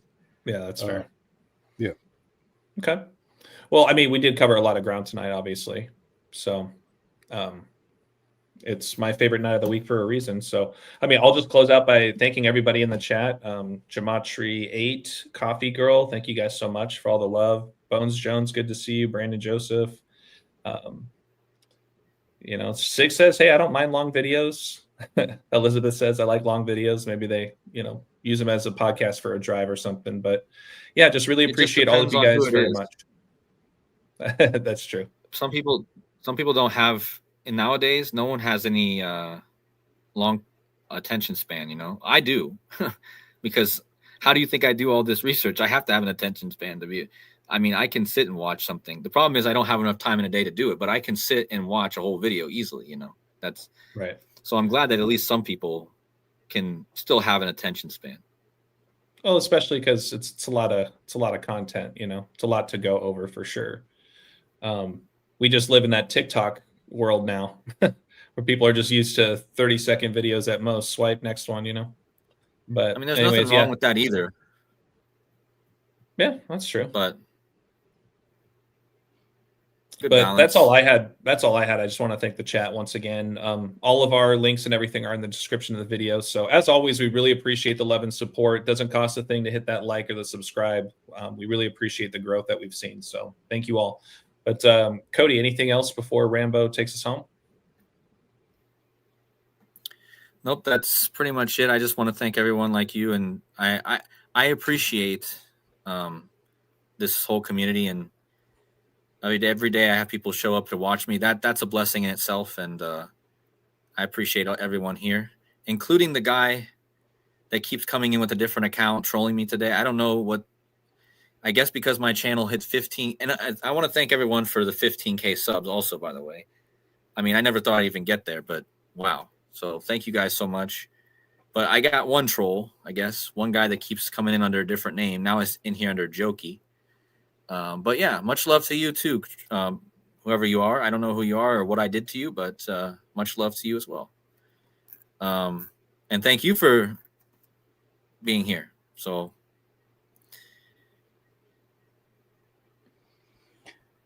yeah, I echo what KODI said. Thanks for the audience, the chat. Thank you, AJ, for putting this together again. Thank you, KODI, for being here and sharing your great finds. And again, where I can be reached, patreon.com/thetruthcodes. I should have the full video up in a couple days. We have the trailer.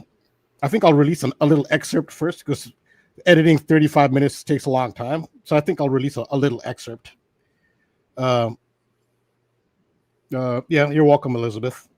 And again, I'm also on Instagram.com/thetruthcodes. Thanks to everybody again. Yeah, beautiful. We will wrap it up there, you guys. Always so much to cover, even just 1 week apart. I feel like the weeks are just going faster and faster. I don't know about you guys, but I feel like I blink and I'm like, there's so much to cover before I see you guys again. So yeah, thanks again as always. Always a blessing to have you guys in my corner, as well as the over 200 plus people, at least from what I saw on our end, that were consistently watching tonight. So we love and appreciate you all. Coffee Girl, thank you so much. And we will see you guys again on the next one. Peace. See you, everyone.